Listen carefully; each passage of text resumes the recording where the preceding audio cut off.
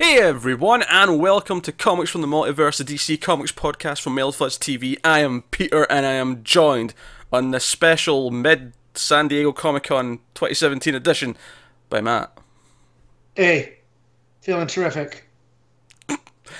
Connor's here as well. Yeah, I wouldn't say it's that special. It's just another Comic Con.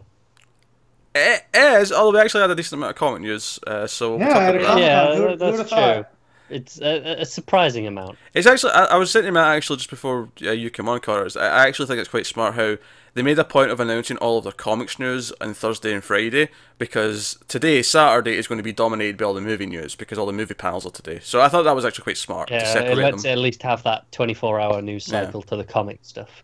Yeah, so that's nice. But yeah, so we're going to talk about all the news from Comic-Con, DC related, that came out in the last couple of days, as well as solicits came out this week. I've been a bit more selective this time as to what we actually talk about, just because there's so much other news that I didn't want to like bog down in all the usual part ones. But there's a few things there that are actually kind of new, and a few things that are just not as expected. Whereas most of the part ones are just kind of ignored because, well, it's just, oh, Green Arrow's on trial. Of course he's on trial. I've been building to that for issues and issues and months and months, and so we got that. Obviously, we're going to talk about this week's DC books, including and entirely Batman number 27, Superman 27, Green Arrow 27, Green Lanterns 27, Nightwing number 25, Batwoman number 5, Super Sons number 5, Trinity number 11, and making a return to the show is Aquaman with number 26, because I caught up since the last issue, so I'll be talking about that just myself. I started catching up. Oh, did you? But I couldn't bring myself to just go from where I'd left it because it'd been so long, so I had to start over.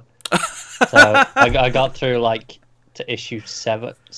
I got past where I was before. Okay, cool. By one issue. So issue 27, I might have someone to talk to about it. That's nice. You might, yeah. Cool. That's nice. Yeah, I just finished Rucka's first Wonder Woman. As did trade. I. I did that this week as well, Matt. Yeah, I swear I'm going to read it at some point. Which means now I have to go buy book 2, which recently was released. I am going to hold off. I'm going to dart around different things. I've got. I need to go back and finish 52. I need. I've got some... You say that, but there's a nice little, buy one get one free sale on Comixology right now. I've already bought like 4 things. I'm trying to stop myself from going. Let me just out. tell the viewers that Pete wakes up every week knowing when the sales are. It's like his own personal alarm clock. Every week It's in the not group, he a- goes, "Hey, It's not an there's a alarm nice clock. sale." I just happen to know that the sales always start at 11 p.m. Eastern on a Monday night, Tuesday night, Monday night. I just happen to know that, so it's just a habit. I always check. Oh, what new sales are up? Like, I just have a look. It does feel like every week you're there going, "Hey guys, Yeah, there's a sale," or go, "Really disappointing sale this week." Get that every so often. it Look. cracks me up. Let's keep an eye on it. Okay, it's basically, when I started playing games on PC, there was an addiction to Steam sales, but they got kind of shit after a while. So this has kind of replaced the Steam sales for me, where I'm like, oh, what cheap trades can I get this But week? now you've got one every week. Consumerism is run rampant. Yeah, as a bit. Buying things you don't need. That is first world problem since. Impress but- people that you don't care about. I've seen Fight Club. Pete. Sales are the best. Sales are the best. Sales are the best. I got a couple of the thick Nightwing trades, and I got the first 2 Supergirl from the 2000s series. So I'm cutting myself off there. I am really tempted to, because it's buy one get one free. The base price still matters, because when they do a regular sale, everything all gets cut down. Whereas they're still just half of what the full price is, and some of the later trades are more expensive. Pair it up more. Gotta be a bit cleverer. I paired up all the cheapest ones, thinking, oh, that's closest to what the regular sale prices are. Wonder Woman 2 by Rucka is a lot more expensive, but it's the same price as the first Mark Waid Flash. So if I was going to pair that up with something, that would be the pair. Yeah. I'm just I'm trying to be strong and just wait for their being cheaper. That's the real problem with the buy one get one free sales. They're not quite. Because it has as to be good. equal or lesser value. Yeah. Yeah. You know. Aye, so it feels like a hit to take the more expensive trade, but pair it with a cheaper. I was like, no, I'm not getting my full discount with that. I need to. Right. Exactly. So I was not expecting to spend a couple of minutes talking about that, but there we go. So yeah, let's get into some comics news. I'll forgo the small talk, because I mean that was basically the small talk there. But let's get into some of the big news. So first up, Jeff Lemire is returning to Who? DC. Jeff Lemire. Oh yeah. That That's a name I guy. haven't heard in quite some time. That guy who well he was exclusive at Marvel for a couple of years there, but before that he was pretty well known for doing a pretty good run on Animal Man in the New 52. Yeah. He's also Made done me some feel Justice League things, Dark. and I didn't like that. Obviously, he's done a lot of original stuff as well. He did Sweet Tooth, Also, which was really good. My favorite New 52 series, his Green Arrow run. Yep. Like, by far, with Sorrentino. Also, it cracks me up that when he went to Marvel, he had 2 #1 issues of Hawkeye within 3 months. And I was just like, not a good look, bro. No. So, did not like I'm that. glad he's home. I'm a big fan. Like one of his independent works is my favorite comic of all time. Mm-hmm. So I'm happy to Which have more is? from him. Yeah, which is. Underwater Welder. There you Do you go. know, I have that sitting on my Comixology waiting to be read. I've still not read it. I believe that's a Vertigo book, right? He did that for Vertigo? No, I think it's Top Shelf. Top shelf, okay. Hmm. Thought I remember seeing the Vertigo logo on the top. Oh, That obviously, must have been something else. Obviously, right now for Dark Horse, he currently does Black Hammer. That's his sort of Yeah. current indie darling, if you will. So That's he getting likes... It's Yeah. getting a spin-off as well, isn't it? Yeah, he's Yeah. expanding that. He's basically doing what they did to Hellboy with, adding in the BPRD. So it's Yeah. kind of that idea Well, that he's going forward. But also the villains, too, from this world. Which now I have to get caught up on that. But we know that he likes weird teams. Like, that's what he did. He did He does. Frankenstein and the Agents of S.H.I.E.L.D. And even on the Justice League United or Justice League of Canada, he had some odd, pairings that we weren't used to. It's kind of his gig. No, it's funny because I do think his superhero work typically isn't as good as his non-superhero work. And by that, I'm not including Black Hammer in that. I'm just thinking the properties. But the one that does stand out that a lot of people love, other than maybe his Green Arrow run, is Animal Man. And a big part of that Animal Man run, and I think the reason why it works so well with him, is partly because it is kind of an obscure character that's different from all the rest of them. But it's also because it's a family book. It's very much about him and his family, with his wife and kids, and it's got that kind of family focus. Yeah. So when you announce, and this is basically a giant middle finger to Marvel, I can't even, not just from Lemire himself, but from DC as a whole, because what they announced was a new book called The Terrifics, which is a family book consisting of 4 characters. Before I tell you who the characters are, I'm just going to describe them, right? I'm just going to sort of use describing words, right? So you got 4 characters, family focused. You've got a scientist, a stretching man, a brute with a physical disfiguration, and a woman who can become intangible. What does that sound like? Well, it sounds like a team that happens to be fantastic, and there's 4 of them. Oh, it's so good. I love it so much. Yeah. So the Terrifics, the cast of this is going to be Mr. Terrific, obviously where it gets its name. But even there, Mr. Terrific, Mr. something else. Well, yeah. You've got that. You've got a stretchy character, although I'd say Terrific's more the fantastic sort of link up in terms of character. But You're getting 2 for 1, but you also, when you get to Metamorpho, he kind of fills the Thing torch. yeah, both Thing and Torch. 2. So you get Metamorpho, you get Mr. Terrific, you get Phantom Girl, who's from the Legion of Superheroes, which I know Matt's. Yeah. Here's Which I didn't excitement. realize. I in my head filled in Phantom Lady from the Freedom Fighters, because that's also like one of her things is she can go intangible. So it wasn't until talking with Pete, he was like, "No, that's Phantom Girl, not Lady." I was like, "Oh man, it's happening." I'm pretty sure some of the news articles refer to her as Phantom Lass, which Well, that could be, because either way, you get a lot of that in the Legion. yeah, You that's have like fair. Light Lass and Lightning Lad and all this. So I mean, I'm not super know. familiar with her, but whenever I've heard about her, it's always been Phantom Girl. So whatever. I actually kind of like her origin. She's from a planet that's they think is a part of the Phantom Zone. I actually think that's a really cool idea, and obviously hence the name.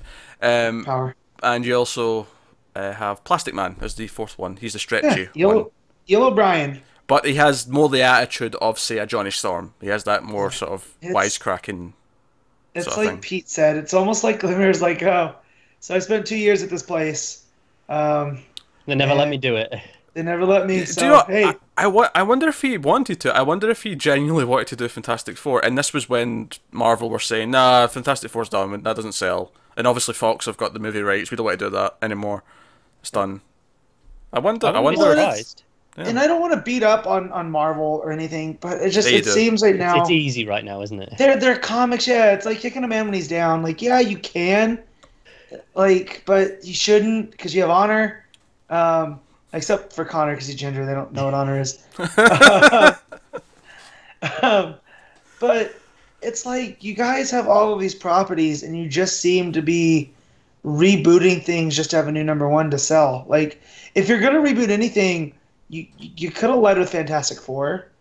You know, like that's the whole point of that Secret Wars that happened. They were central to that. Yeah, and when we thought when Legacy was going to be their rebirth, everyone was like, "Oh, Fantastic Four is going to come back," and the one shot that'll be, they're Wally West. But yeah, it just sounds like Legacy is just a legacy of numbers. Like they're just renumbering.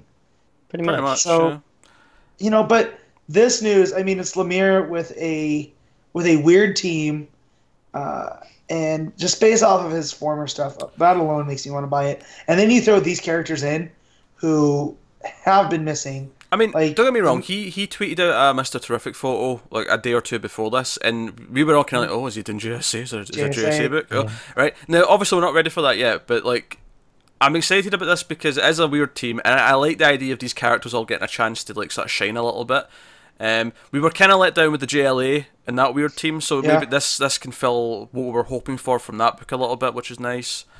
Yeah, and I can give Lemire a little bit more leash than Orlando because I'm more familiar with Lemire, so I'll give him a longer reign. Yeah, that's it. You've got a bit more history with him. He's definitely been more consistent. As long as he doesn't introduce Lord Havoc again, I'm fine. Yeah. So, do you know what? I really don't know if it's Lemire has come over and gone, "Hey, they wouldn't let me do Fantastic Four. What can I do?" Or if it's DC gone, everyone's crying out for Fantastic Four, and they're going, "Hey, if you're not going to do it, we'll give it to them." Hey, it could be both. It could be DC had the idea, and they're like, "Oh, hey, Lemire, do you want to come back and do some stuff with us?" Because guys, I got a pitch. I just thought about this. Oh God. Gog is Galactus. So you remember Gog from that Justice Society arc? He was like the god from the third world, and he was all giant. Well, the Terrifics take on Gog. Who's the Doom? Who's the Doctor Doom? I really want to say Bruce Wayne, but that's not right. I just want to say it. Not Bruce Wayne. Not Bruce Wayne. I don't know, because that's always the thing that I loved about Doctor Doom is it was so personal. Like, it wasn't just like he wanted to be bad. It was like he just wanted to give the middle finger to Reed Richards. And maybe it's the original Mr. Terrific, Terry Sloan. Like, that'd be a nice little twist. I don't think there's even that much that I can relate between them. But for some reason, my head went to Vandal Savage, and I don't know why. Well, but he's immortal. He's a conqueror. Yeah, he's a bit full of himself. It's probably the conqueror part because obviously Doom's got his own country and all that nonsense. Just to say, this has my DC motors going, just because this was the stuff that was missing during the New 52. Was this type of just fun, where let's throw a team together. Yeah, I like this. Even if it's a proper experimental book, isn't it? Where it's like, hey, this might not sell. These are a bunch of smaller characters, but we're going to give it to a well-respected, well-known writer, and go, hey, give it a shot. And this is what you do as well. By the way, Ivan Reis is the artist as well for the first arc at least. So that's fun. But this is the thing. Like, if you've got a bunch of smaller characters, how do you elevate them? Beyond maybe try to shove them in with the big guys and try to do it that way. Like, you put them together, make it a misfit team, and have the team sort of form. And I mean, this could ultimately be something that doesn't last that long. It could be something that we don't remember that well in a few years' time. But it could also be something like, oh, that's how that started. Like, in years from now, but oh, that's how the Terrific started. Yeah, I get a very JSA vibe, like when Johns reinvigorated them with Goyer. Like, you took all these characters, were like, oh yeah, Alan Scott's Green Lantern, but not anymore, and Jay Garrick's A-Flash, and we're gonna build them up into like this pillar. And I don't necessarily think the Terrifics are gonna be a pillar, but like, imagine when they do bring back Booster Gold and him interacting with these four.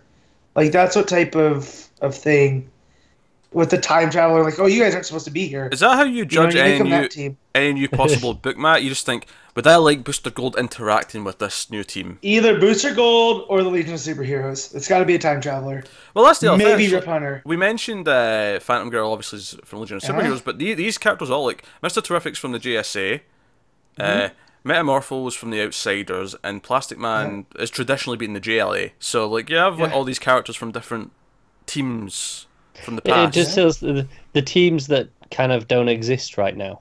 Yeah. And it feels like maybe it'll lead to the return of their teams. Maybe. I mean, I know JLA is kind of around, and Outsiders is kind of being brought up at the minute, but not really. They're not really around yet. No, and the Legion, we know that Emerald Empress is running around, and Saturn Girl's in Arkham, and Jay Garrick is trapped somewhere because that's it. We've got bits of all of these teams. Like we know variations of them are there, but they're not as we remember them. Doomsday Clock. It's so Johnsian. Like we're gonna take pieces from all of these other things, and we're gonna put them together, and then we're gonna weave like a tapestry. Actually. But while I mentioned Doomsday Clock, because I actually didn't note this down, because it wasn't really news as such, it was just something he said in the panel that he was talking about it. They did basically confirm Manhattan was involved, right? Which is fine, because we all expecting it. But he also said, just an interesting tidbit, that the story of Doomsday Clock takes place a year later in the universe, and when the final issue of Doomsday Clock ships, because it's 12 issues, when the final issue ships, that's when the rest of the DCU will have caught up time-wise. So the idea is that Doomsday Clock's taking place after everything that we're reading in all the other books, but then once we get to the last issue, it's caught up. So it's post-metal, and it's post, it's post all everything else. The question is, does everything just jump forward, or does everything kind of, over that year? So some of those are going to have 12 issues, some of them are going to have 24 issues. Do they actually just gradually move forward over that year's time? I think so. I think so. I think it'll just be a case of they'll finish whatever their arc is just around the end of, Doomsday Clock. And then it'll just be kind of like, maybe some of them will have nice little teases, like, maybe Batman will turn around and say, something big is coming, and like that. And it'll basically lead into Doomsday. So if you would say rereading, like, a universe-wide thing. Yeah, you could put Doomsday Clock after all those trades, Yeah. I think so. Well, and that fits in with what John's initially said, like, that Rebirth was this 2-year story, and you start it in October, which was at the, the midway point, did we say? Like, 18 months? So by the time it ends, you've had this time. Are we still just assuming this is single shipping, these 12 issues? I hope not. I'm all right now. I think it is. It sounded like it was when he was talking about it. Yeah, I'm assuming so, because Frank, he's not necessarily the quickest artist. But if he's been working on it since May, then he has until, let's say it takes him 3 weeks to do an issue. I do think it'll be single, partly because, look in the bright side though, Matt, we get 12 issues of Gary Frank, Jeff Johns. Oh, no, I know, and I'm not complaining about that, but, like, I want it all right now. Like, I get you, I feel it too. It's like, I can have a pancake a month for a year, or I can just eat 12 right now. Yeah. It's the binge model, Pete. Like, I get you, although food's probably a bad thing to relate it to, because, unhealthy. Nothing unhealthy about binging comics. Who cares about health? Yeah. Some people do. I ate $30 worth of Taco Bell last night. I was gonna say Matt's probably the most health conscious one of us here. Like, he goes to the gym. He claims to diet, but then he claims to diet. I ate spinach salad and roasted turkey all week for lunch. All right, I don't want to hear it. Yeah, but I earned that Taco Bell, damn it. Yeah, but you negated everything you did in the week up to that point. So, Joe, I love Matt's steaks. Always going to the gym, right? He's always saying, "Oh, I'm going to the gym today," or "I will record it this time because I've got to the gym." He's always going to the gym, and I feel like he should look like a tank. I feel like the amount he goes to the gym, I should expect Jeff Johns to sit there. It's like the Kingpin. Just because they're rolls doesn't mean they're not strong rolls. Strong was my favorite punk band. Where were we? We've digressed on this DC news, right? So we're talking about Lemire and the Terrifics. Good stuff. We're excited. It's likely not starting until 2018 at the end of Metal. That's okay, I guess. Even though I'm looking forward to it now. We know it's coming, and we went into this weekend expecting kind of nothing. Yeah, we thought those graphic novel announcements last week were probably all we were Huge. getting. Yeah. So that's coming, but also on Lemire, right? He is going to be writing one of the one-shots that are related to metal. Hawkman Found, which is coming out in November, I think, which is a sequel. Oh, actually, no, maybe January, February, whatever. It's later on in the metal timeline, but it's a sequel to Batman Lost, which is coming out in October, which is the other one-shot that's sort of, well, obviously Batman Lost, Hawkman Found. They clearly kind of relate to each other. Go together. So he's writing that. Now, he didn't announce anything, right? But he did casually imply that after that, he might be doing a Hawkman ongoing. And we know he loved Hawkman from Justice League United. Yeah, that's right. Yeah, he did. So he has familiarity. And there was another blurb that said that they're going to touch on the Qatar Hole, Carter Hall, that whole...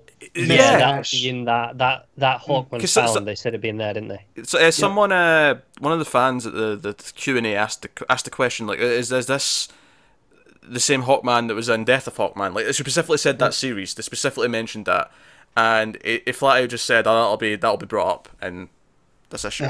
Yeah. Which cool. I didn't even think they were going to address that. I thought they were just going to kind of, let's just forget. Well, that's what they've done for the last 50 years. Exactly. Yeah, you Precedent. kind of have to, because they made that Hawkman with Adam Strange very distinct. So I feel like if you get the Carter Hall guy running around, you want to know how, because he was a skull by the end of that series.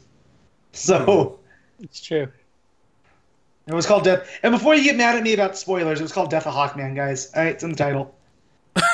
Yes, Death of Hawkman is in the title.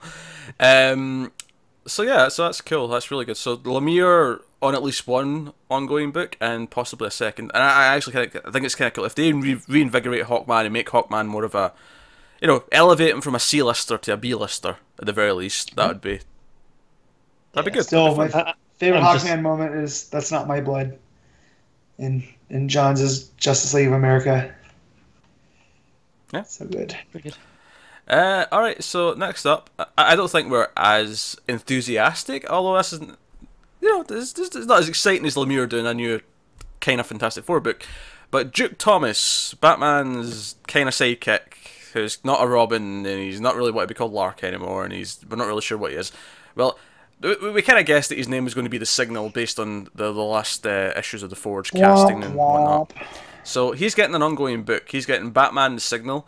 Snyder's going to co-write it with Tony Patrick, who's a new up-and-comer. I think he's from DC's Writers Workshop. So he's someone that DC's someone's actually graduated from there. Yeah, trained themselves. So that's pretty cool. So yeah, it just says, as the Signal, Duke Thomas will differentiate himself from Batman, Gotham's hero by day. That's what Snyder said. He's going to be Gotham's hero by day, which honestly makes me think he's going to be. And I'm not just saying this because he's black, but it does make me think kind of Luke Cage, kind of like out in the streets, like people know who he is. Well, it's kind of who he was in We Are Robin, like. Yeah. So it fits. The Signal is kind of a dumb name. I can get over the name. I'm not sure how much I really want this book because I don't really care about Duke, but I like the idea of him doing something, something a bit different. Give me Gotham Girl in it too, and I'm in. I can see it. Hopefully get a new outfit as well, because the yellow one's a bit rough. Obviously I'm willing. If he's wearing yellow and taking to the streets of Gotham, he's definitely Luke Cage. Like, you gotta change that. Yeah, obviously I'm down to try it. Like, I think the biggest problem here is that we've had a lot of criticisms of Duke because it does feel kind of. Yeah, but this is why I'm not got such a problem with it. This feels like he's actually got purpose. If he's got a book, he's going, all right, I'm the hero of the day. He's got a direction, I hope so. That's kind of his problem at the minute. He just kind of stands around and does nothing. I really hope that when we read this, or maybe by the end of Metal as well, depending on what he ends up doing in that, like I really hope we actually start to see more of his own character that I'm interested to read in and of himself. Because right now he's just kind of he's this weird. He's not Robin. He's not Robin though. Yeah. Fifth Robin, but not fifth Robin. That's what I just address him as is not Robin, and I do like if he is going to be in the day and kind of like. I'll let Batman and his crew take care of the night. I'll be there. And that could lead to some fun stuff with like the police too. Because it's kind of like what they did in Gotham Central, where you had a team of writers doing the day shift, and you had another team doing the night shift. And that'd be kind of cool to do with Batman and his crew. You have Duke on the day shift. I don't know who else would be there, because everyone else kind of lends himself to night. But I do think it would just be probably Gotham Girl, like you mentioned, because we already set up that relationship. Yeah. In Batman, so it makes sense. And again, she's inherently probably lends more to the day than the night. Yeah. So. Yeah. No. So here's hoping that'll work out to be something worth reading. All right. Next up, here's something I don't think anyone was expecting. Grant Morrison showed up at one of the panels at Comic-Con. What? Did he just materialize from nowhere? Because that's how I like to think he did. I like to think he has like a clause in his contract that he must always enter through a trapdoor.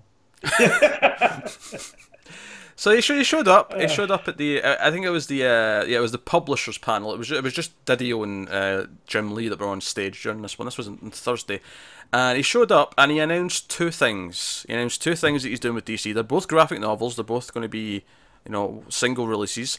And one of them was a sequel to Wonder Woman Earth 1, so he's doing a volume 2 of that. That's good. Cool. I read the first one, but I think he mentioned that he was doing he had it planned for a trilogy, right? He did, yeah. He said that he sees it as a trilogy, so that implied that later on, but down the line, we're going to get a third one as well. But yeah, so he's doing that. We got Paquette Spark on it as well. He did art in the first one, so he's back for the second. So cool, that's fine. So that was relatively unexpected, mainly because even when we talked about Green Lantern Earth 1 last week or whenever it was, we said, we keep thinking that line's dead because it keeps going a long time, and then all of a sudden, so it's weird now we just had two of those announced, back to back. But here we go. But I don't think any of us expected though was for him to walk out and say, "Oh yeah, I'm going to do a sequel to Arkham Asylum." Yeah, that was strange. So now I have to go read Arkham Asylum, which Pete's been telling me to do. Basically, you not read it? I've met him. Oh, No. Arkham Asylum. Oh, man, every time I go to buy it, it's always in hardcover. And I don't want to spend the extra money. Like if I can get it in softcover, I know, but it's a managing the funds kind of it deal. was one of the first Batman comics that I read. Me too, actually. Wow. I think. Yeah. Wow. I think it was when because they released the 15th anniversary edition, which I think that's the one I've got as well. Yeah, and obviously it was made in 1989. Yeah, so that had been out for a couple of years when I read it, but that was really. It wasn't the first thing I read, but I remember reading that and just being blown away that holy shit, comics aren't always the exact same thing that I thought they were. Like, yeah, because it's so different, it's so surreal. It's kind of like I don't want to. I was going to phrase it a certain way, but that'll put Matt off reading it. I don't want to do that. Do it. No, it's fine. Do it. But it's like constant nightmare feel. The opening couple of pages of that book where the Joker's like on the phone to Batman asking him to come into the asylum is like some of the best setup I have ever seen. I think it definitely introduced me to the horror side of comics in general. Yeah. So it's fantastic. It's a fantastic story. The full title is Arkham Asylum: A Serious Health on a Serious Earth. It has nothing to do with the video game, although it's interesting. Some people think that because at the panel, Grant Morrison started talking about the video games and saying how much he liked them, although he threw his controller at the wall a couple of times during the middle too. But so we're getting this sequel, and he's like, oh yeah, so he's doing it with Chris Burnham. So it's kind of a shame that McKean's not back to do the art because the art is one of the one of the high points, isn't it? But I feel there's a reason for that. Probably because it's a very different sequel. And this is the interesting thing to me is that I'm like, why is it being called a sequel to that? So I'll speculate about that in a second. But it's going to be set during the Batman 666, that's issue 666 continuity. And if you don't remember that issue, because I didn't remember the number, but as soon as he said that, I'm like, okay, that must be the issue where this happened. Which is the issue set in the future, like an alternate future where Damian Wayne is Batman.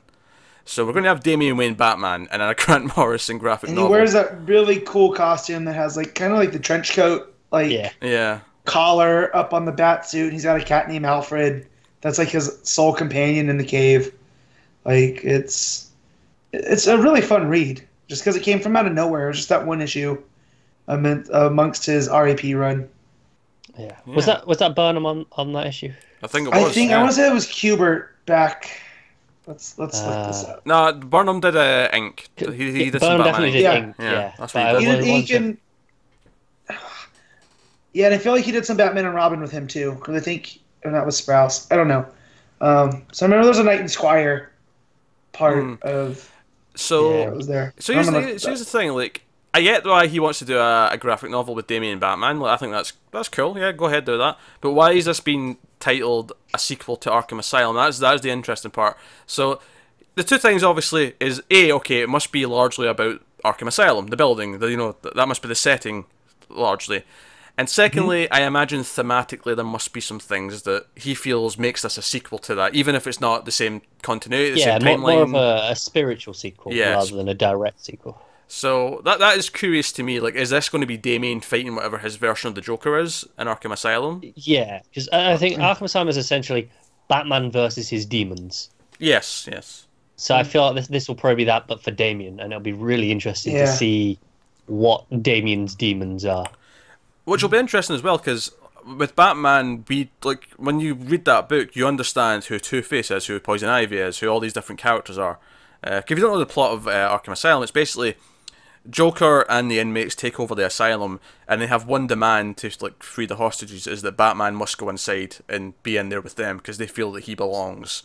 Which is just a cool idea in the first place, but he goes in and it's this sort of almost Lovecraftian descent into madness as he goes through the asylum, helped marvelously by the art. So I am very much curious as to what this will end up being. But I am pumped, because as much as I'm kind of hit and miss on Morison. Sometimes I love what he does, sometimes I don't like what he does. Yeah. Arkham Asylum is one of my favourite Batman stories. So, needless to say, I am very interested in what this is going to turn out to be. No dates for either of these. I assume maybe we'll see one next year sometime, but that'd be my guess. Yeah, and so I was looking up, that was Andy Kubert that did. Yeah. Andy that had done that story. So Burnham did ink, and that's fine. They work well together. Cool. But I'm excited for this. Alright, so there's a few other things that cooked out at Comic-Con. Some Young Animal stuff that I'll just go through quickly. Young Animal is now under the same editorial as Vertigo, which is interesting. Because it kind of felt like maybe they should have been apart as Vertigo to begin with, to me, but whatever. It was under the Batman editors before, right? Yes. As I understand it, the reason why they weren't just Vertigo before, or why they didn't just say this is a new book out of Vertigo, we're reinvigorating Vertigo, is it was all, behind the scenes politics and whatnot, and stuff like that. So things to point out here. Shade, the Changing Girl, and Cave Carson Has a Cybernetic Eye are going on hiatus for, I think, 4 months, they said, which will end in January, or maybe they'll be back in February, but in January there's going to be a crossover with the rest of the DCU, which they're part of, which will be like the end of phase 1 or year 1 of the Young Animal line, and then it'll sort of set up the new status quo. The crossover itself is going to be 4 one-shots. They didn't reveal all of them, they just revealed the first one of the 4, which is going to be Doom Patrol Justice League, which introduces a character called the Milkman Man. And there's the covers out for that is a homage. It's Frank Wiley did the cover, and it's a homage to one of his All-Star Superman covers with a milkman descending from the sky. Because of course it is. So you can check out that. But yeah, so there you go. I think it's interesting these are doing a crossover with the main universe as they shift to the Vertigo line. Yeah. Because obviously before it would have been easier, you'd have thought, with them just being under Batman editorial. Well, I think technically they're still their own Young Animal thing. They're still their own imprint, but now the editor, rather than just working within the DC editor group, they've got to work with the Vertigo group editors as well. I don't know. What else are the Vertigo editors doing right now, though? Anyway, maybe this is... they need some work to do. That is true. Vertigo has kind of shit all right now, doesn't it? I mean, I'm sure they're publishing something, but I really can't think of anything off the top of my head. They had that Josh Williamson book, Frostbite, that I got the first issue of, but... Is that still going? Going to get in trade. Yeah, the trade comes out this week, which I'll probably pick up. But, Vertigo kind of lost its way. I almost feel like they only want to keep it as a brand. Why not just replace it with Young Animal? Yeah. So, I don't know. But hey-ho, so that's a thing. We also got a first proper look at the sort of dark Batmans. Not all of them, but most of them. They released a nice big sort of 2-page spread looking sort of pin-up of them, and they look pretty cool. So I just wanted to mention that because they look outrageous, but they do. And I kind of preferred them when they were just the silhouettes with the symbol. Now I'm like, I have to confront the reality. This is the weird thing, though. I actually think Bat Doomsday looks the best. No, I agree. It looks kind of awesome. I'm not gonna lie. But in the images before, I thought Bat Flash looked fantastic. You know, the silhouette and just the bits of red. Yeah. But here I'm like, yeah, I'm that not mask so sure. is wonky. Aquabat's a lady, which I don't think we knew before, so that's cool. And she looks like a pirate. That's cool.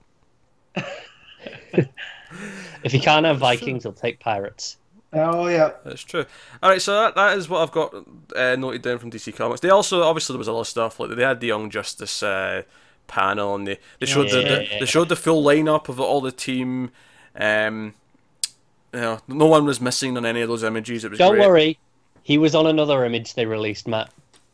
They released an image of the original, the season 1 lineup stuff, and you had Dick there with a big beard, and Connor Kent was there too. Who? Good. Don't you do it. Don't bury the lead here. Stephanie Brown is going to be in season 3 of Young Justice.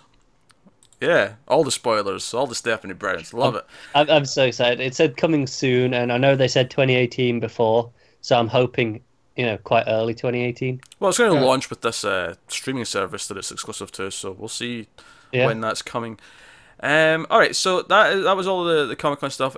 Before we get to the few things I want to talk about from solicitors, Matt did bring up before the show, and we should probably address this news, or rumour, I guess. We'll classify it as a rumour right now. But reports are saying that Ben Affleck is looking for a way out of being Batman. And to that I say, beat it. See ya. Yeah, I kind of have that opinion. I mean, I don't think he's a horrible choice for the part, but honestly now, all I can think about with him in the role is what he did in BVS, so it kind of taints him. And yeah, I think he could be great. I think he could be really great as Batman. In the same way that Cavill could be a great Superman. Yeah, could be. Yeah. But I also feel he doesn't want to do a different kind of Batman. Yeah. He just wants to be the angry, I'm going to shoot fools that disagree with me Batman. And that's, I don't think, a good look. I remember Kevin Smith talking about how Affleck kind of got him into comics. Yeah. And it was with Dark Knight Returns. That was the one that they kind of started, and so I get that's probably like he holds that dear because that's where he started. Which I mean, it's fine, but it's not great for the rest of us, is it? No. I mean, I came in. I'll say this is bad because I came in with the Flash and Teen Titans, and I still constantly hold those books up. But right, exactly. But I can still take I don't need everyone to be I don't need every Flash to be Johns' Flash. I really enjoyed the Fastest Man Alive, which was about Bart taking on the mantle just fine. But I think for me, that this is actually a good thing because we're talking about the post Snyder era after Justice League. I mean, Justice League. I mean, we're hearing reports that the reshoots are even more extensive than we thought. It's still going to look like a Snyder movie, but I'm wondering how much of the actual final film is going to be what he originally intended. Do you know what? I kind of feel bad for him though. If after everything he's been through, and he's kind of gone, right, you finish this movie for me. I can't do it. If he goes to watch it at the premiere, and he's like, this isn't my movie. As much as we'll probably enjoy that, I do feel bad for him for that. Well, I do. I mean, Whedon was working with him because he was already on board to rewrite all these extra scenes. So at the very least, it's not going to catch him by complete shock, where it's oh, I didn't know about any of this. I mean, he might have been begrudging it at first. I mean, who's to say? I have no idea. That's pure speculation if he did or he didn't. But certainly, I think after BVS's reception, I think the head honchos at Warner Bros. Were stepping in and going, right, let's keep an eye on this and that. That was maybe what prompted having other people come in and touching it up and try to make it better. But we keep talking about how there's going to be a post-Snyder era, and Wonder Woman was really good, and we're Matthew Vaughn on Batman sounds good. We're hearing possibly Zemeckis on Flash. I mean, that might have been debunked by now, but there was a lot of good directors lining up for a lot of these movies, and it was after Snyder's gone, this might actually end up being okay. Reeves on Batman, not Vaughn. Yeah. You got the wrong Matt. Oh, sorry. You said Matthew Vaughn. Oh, Vaughn's obviously on he was Superman. rumoured for Superman. Yeah, Vaughn's rumoured for or Superman. Justice League beyond that. Yeah. Director's name Matt. Whatever. Like, all the same. So this post Snyder world, like, honestly, the idea of having like a different Batman and maybe even a different actor in the Superman role to make it feel different and make it feel free, even though it's still technically connected, might actually help wash the taste away of some of the worst elements of these movies. It's just kind of a shame though, because Affleck is a pretty decent actor. Like, he's also pretty old though, which I get. Maybe they're worried there. He's like what, 45? Yeah, but like I think he's going to be. I think someone pointed out that by the time they film Justice League 2, if it still goes roughly to plan, he'll be like pushing 50 by the time that comes out. Yeah. Which is fine for Tony Stark. Like, he's in the suit, it's mostly effects work. But for Batman, it's kind of weird because he starts and it's fine if they're they're properly in shape. But I don't know if Affleck is, or at least he hasn't been for a lot of his life. I mean, he's not out of shape. I would say he's not out of shape, no. But I don't know if he's been. I don't want. That sounds really shaming. He has his vices. No. Yeah. He's I know what Connor's saying. He's a normal-looking guy. Is what we're saying. Right. He's exactly. Not he's not in shape. He got jacked to play Batman and whatnot. That's fine. But I listened to a podcast with Matt Reeves on it. He was talking about apes, and they got talking about Batman, and he said he wants to do a detective noir Batman story that has more in common with Hitchcock than the current crop of superhero movies. And I think Affleck would fit into that. I just feel like he doesn't. If he can't direct it and like be the guy, I don't think he has an interest in doing it. I think him pulling out of writing and directing was the first sign that he's maybe lost interest. And then to hear that he's already looking for a way out, or Warner Brothers is looking for his exit. And honestly, as far as how they should handle it, don't mention it, just recast them. Done. Like, but that's not what it's sounding like, is it? Because they're all talking about they want to do like a tasteful exit for him, which kind of sounds like they want him to pass the torch rather than just be replaced. Don't get me wrong, I want that story at some point. I want Bruce to pass the torch to Dick. I really want that story, but I want to care about the Bruce before it happens. Yeah. But hey, I mean, don't get me wrong, I'll still take it, like, whatever. But it's just weird that we're gearing up for a Nightwing movie, and he may be becoming Batman like immediately after that. But whatever. Yeah. So I'm just refreshing the news sites to see if we've got anything yet. Anything else? Keep it on for the movie. Yeah. I don't know when the panel is. Is the panel I don't know. During us recording? I don't know if it is. But yeah, let's get off the movie stuff then. Get back to the comics. Just quickly on the Vertigo thing, I had a look. Oh. They have 14 books at the minute, 4 of which are minis. Okay. I couldn't name any of them, so. Well, American Vampire counts as one of them, I should point out. Oh, okay, sure, okay, right. If we're counting American Vampire, which has not had an issue in however long. You got like the big ones, American Vampire. They've got Lucifer going again at the minute. Sheriffs of Babylon. Cool. Yeah, but not that many. But even that's on a break, because that's doing the sort of niche thing where it's like. According to this, that's actually a 12-issue mini, and then it'll be another mini when it comes back. That's what I mean. It's like like multiple minis rather than an ongoing thing. Yeah. Oh, it's like seasons of a TV show. Like, yeah, it's more the Dark Horse model, isn't it? Oh yeah, there's nothing wrong with it. It's just them counting that as their books right now is just weird. Anyway, so we did have solicits this week. I was a bit more selective. I didn't put all the part ones in. I just put out in the things that were new or stuck out or stuff that we somehow missed. Maybe they were announced. There was at least one that I'm sure we just missed talking about like a week or two ago, because I vaguely remembered seeing it when I popped up. I did mention Batman Lost earlier. I just want to point out that is coming in October. Was the date on? I don't know. I don't have the date written down. But Batman Lost was in the new solicits. The reason why I'm not sure is the October solicits, but a few of these metal things were getting advance selected for the start of November. Because the tie-in minis, the one shots with the evil Batman, they were November issues that were solicited because the October ones had already been solicited in September, so it's weird. They did this last month though as well with the Action and Detective. They did. Because again, this month they solicited 3 issues of Action. They did just to finish out the arc. They did the first one in November as well for some reason, but So yeah, interesting things. So the first physical issue of this is out in October. However, it's a digital first series, which is starting in August. And this was a new announcement this week. And Connor's smiling because he knows. I know what this is, and I'm excited. Gotham City Garage, or sorry, for the non-UK folk, Gotham City Garage, issue 1. There you go, Garage. Yeah. Really sit on that A. Garage. Whatever. So this is an alternate universe, of course. Brian Ching's doing the art, which worries me a little bit because it means he might be off Supergirl. He'll do some of the art. Hopefully. Don't forget, this is a digital first weekly. I know. So it's a new series inspired by a DC collectible statue line. So that's a thing. But yeah, so it's basically the way they've been describing this. It's like Mad Max meets the DC universe. But here's the official description. It's been decades since Governor Lex Luthor turned Gotham City into a modern utopia, saving his people from the devastation that made the rest of the continent a wasteland.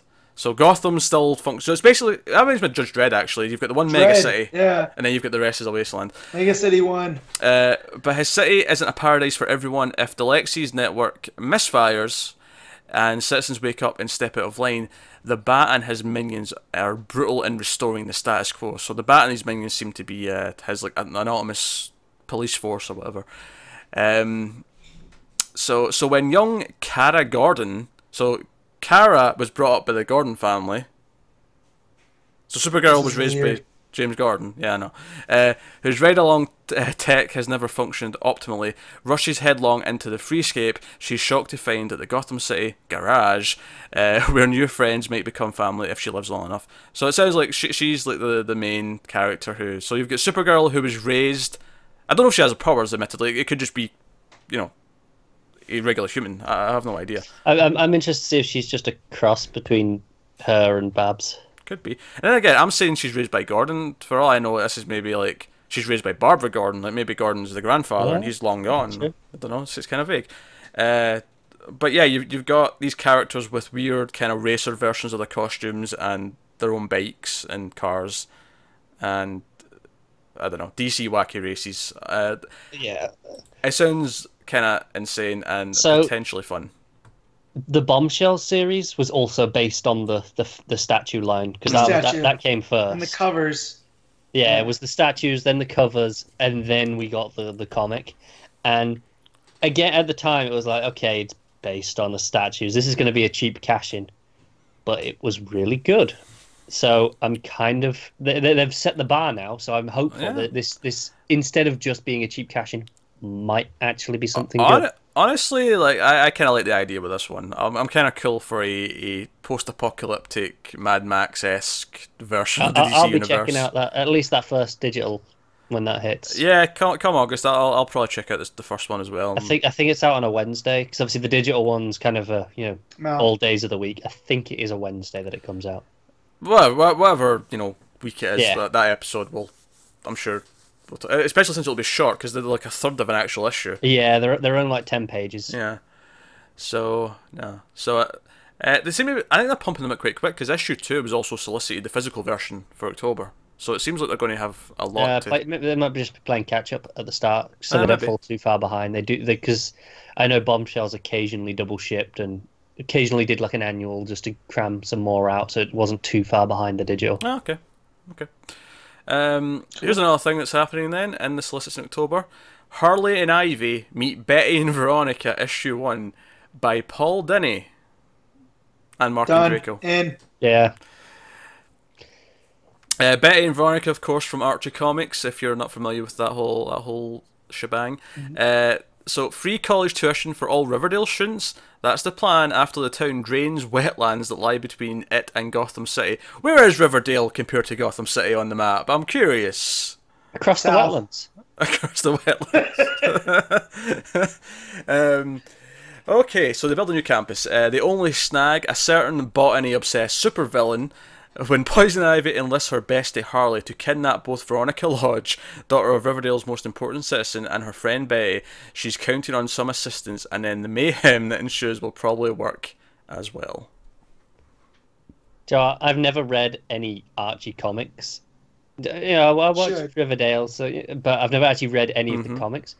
But you give me Dini on Harley and Ivy, and it doesn't matter what the rest of the book is. I'm going to read it. And you have to know about him too is that he came up and really loves those classic cartoons.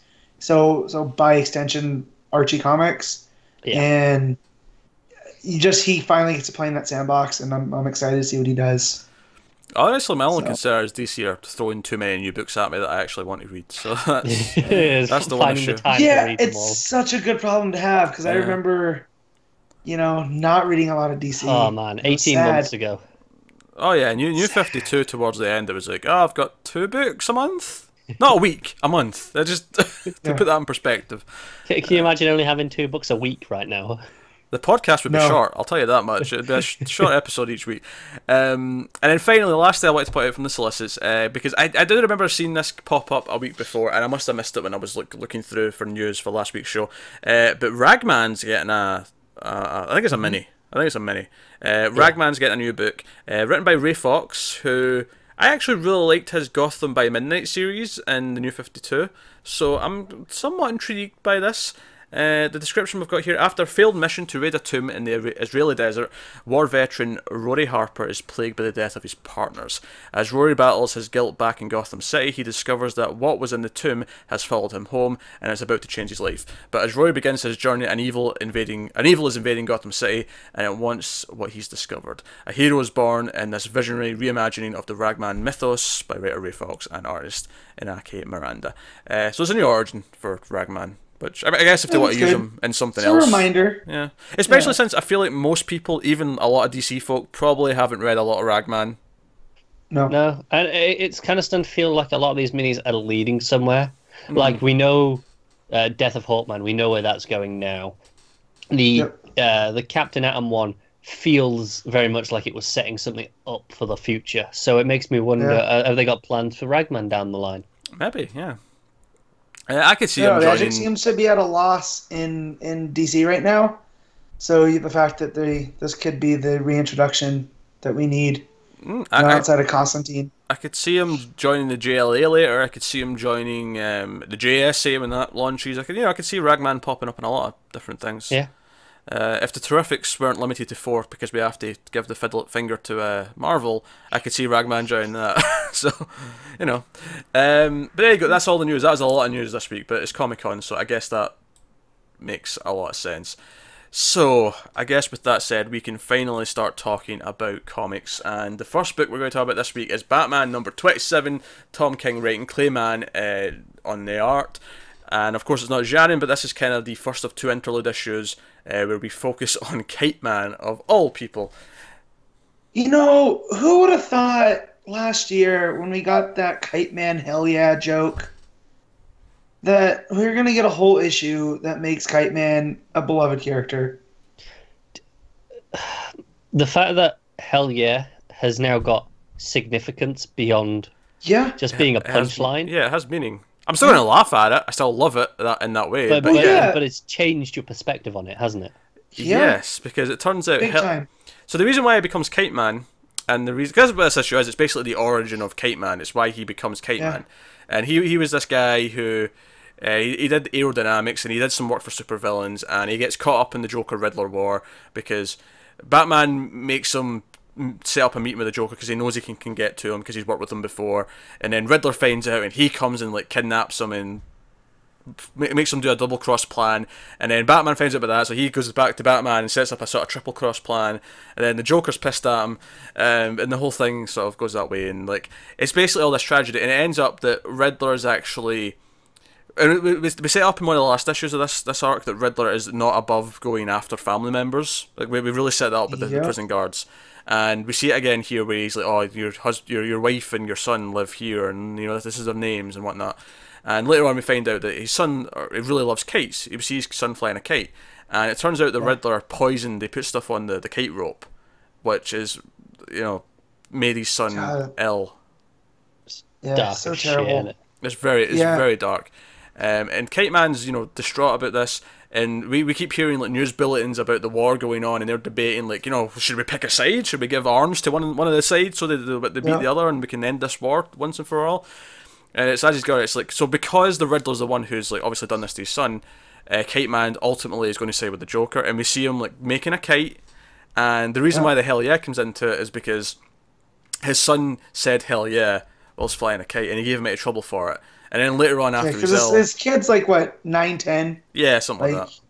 Yeah. Yeah.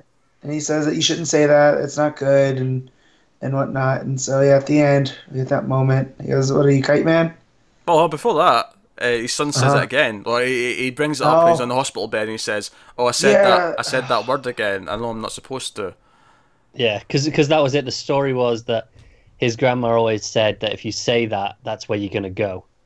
Yeah.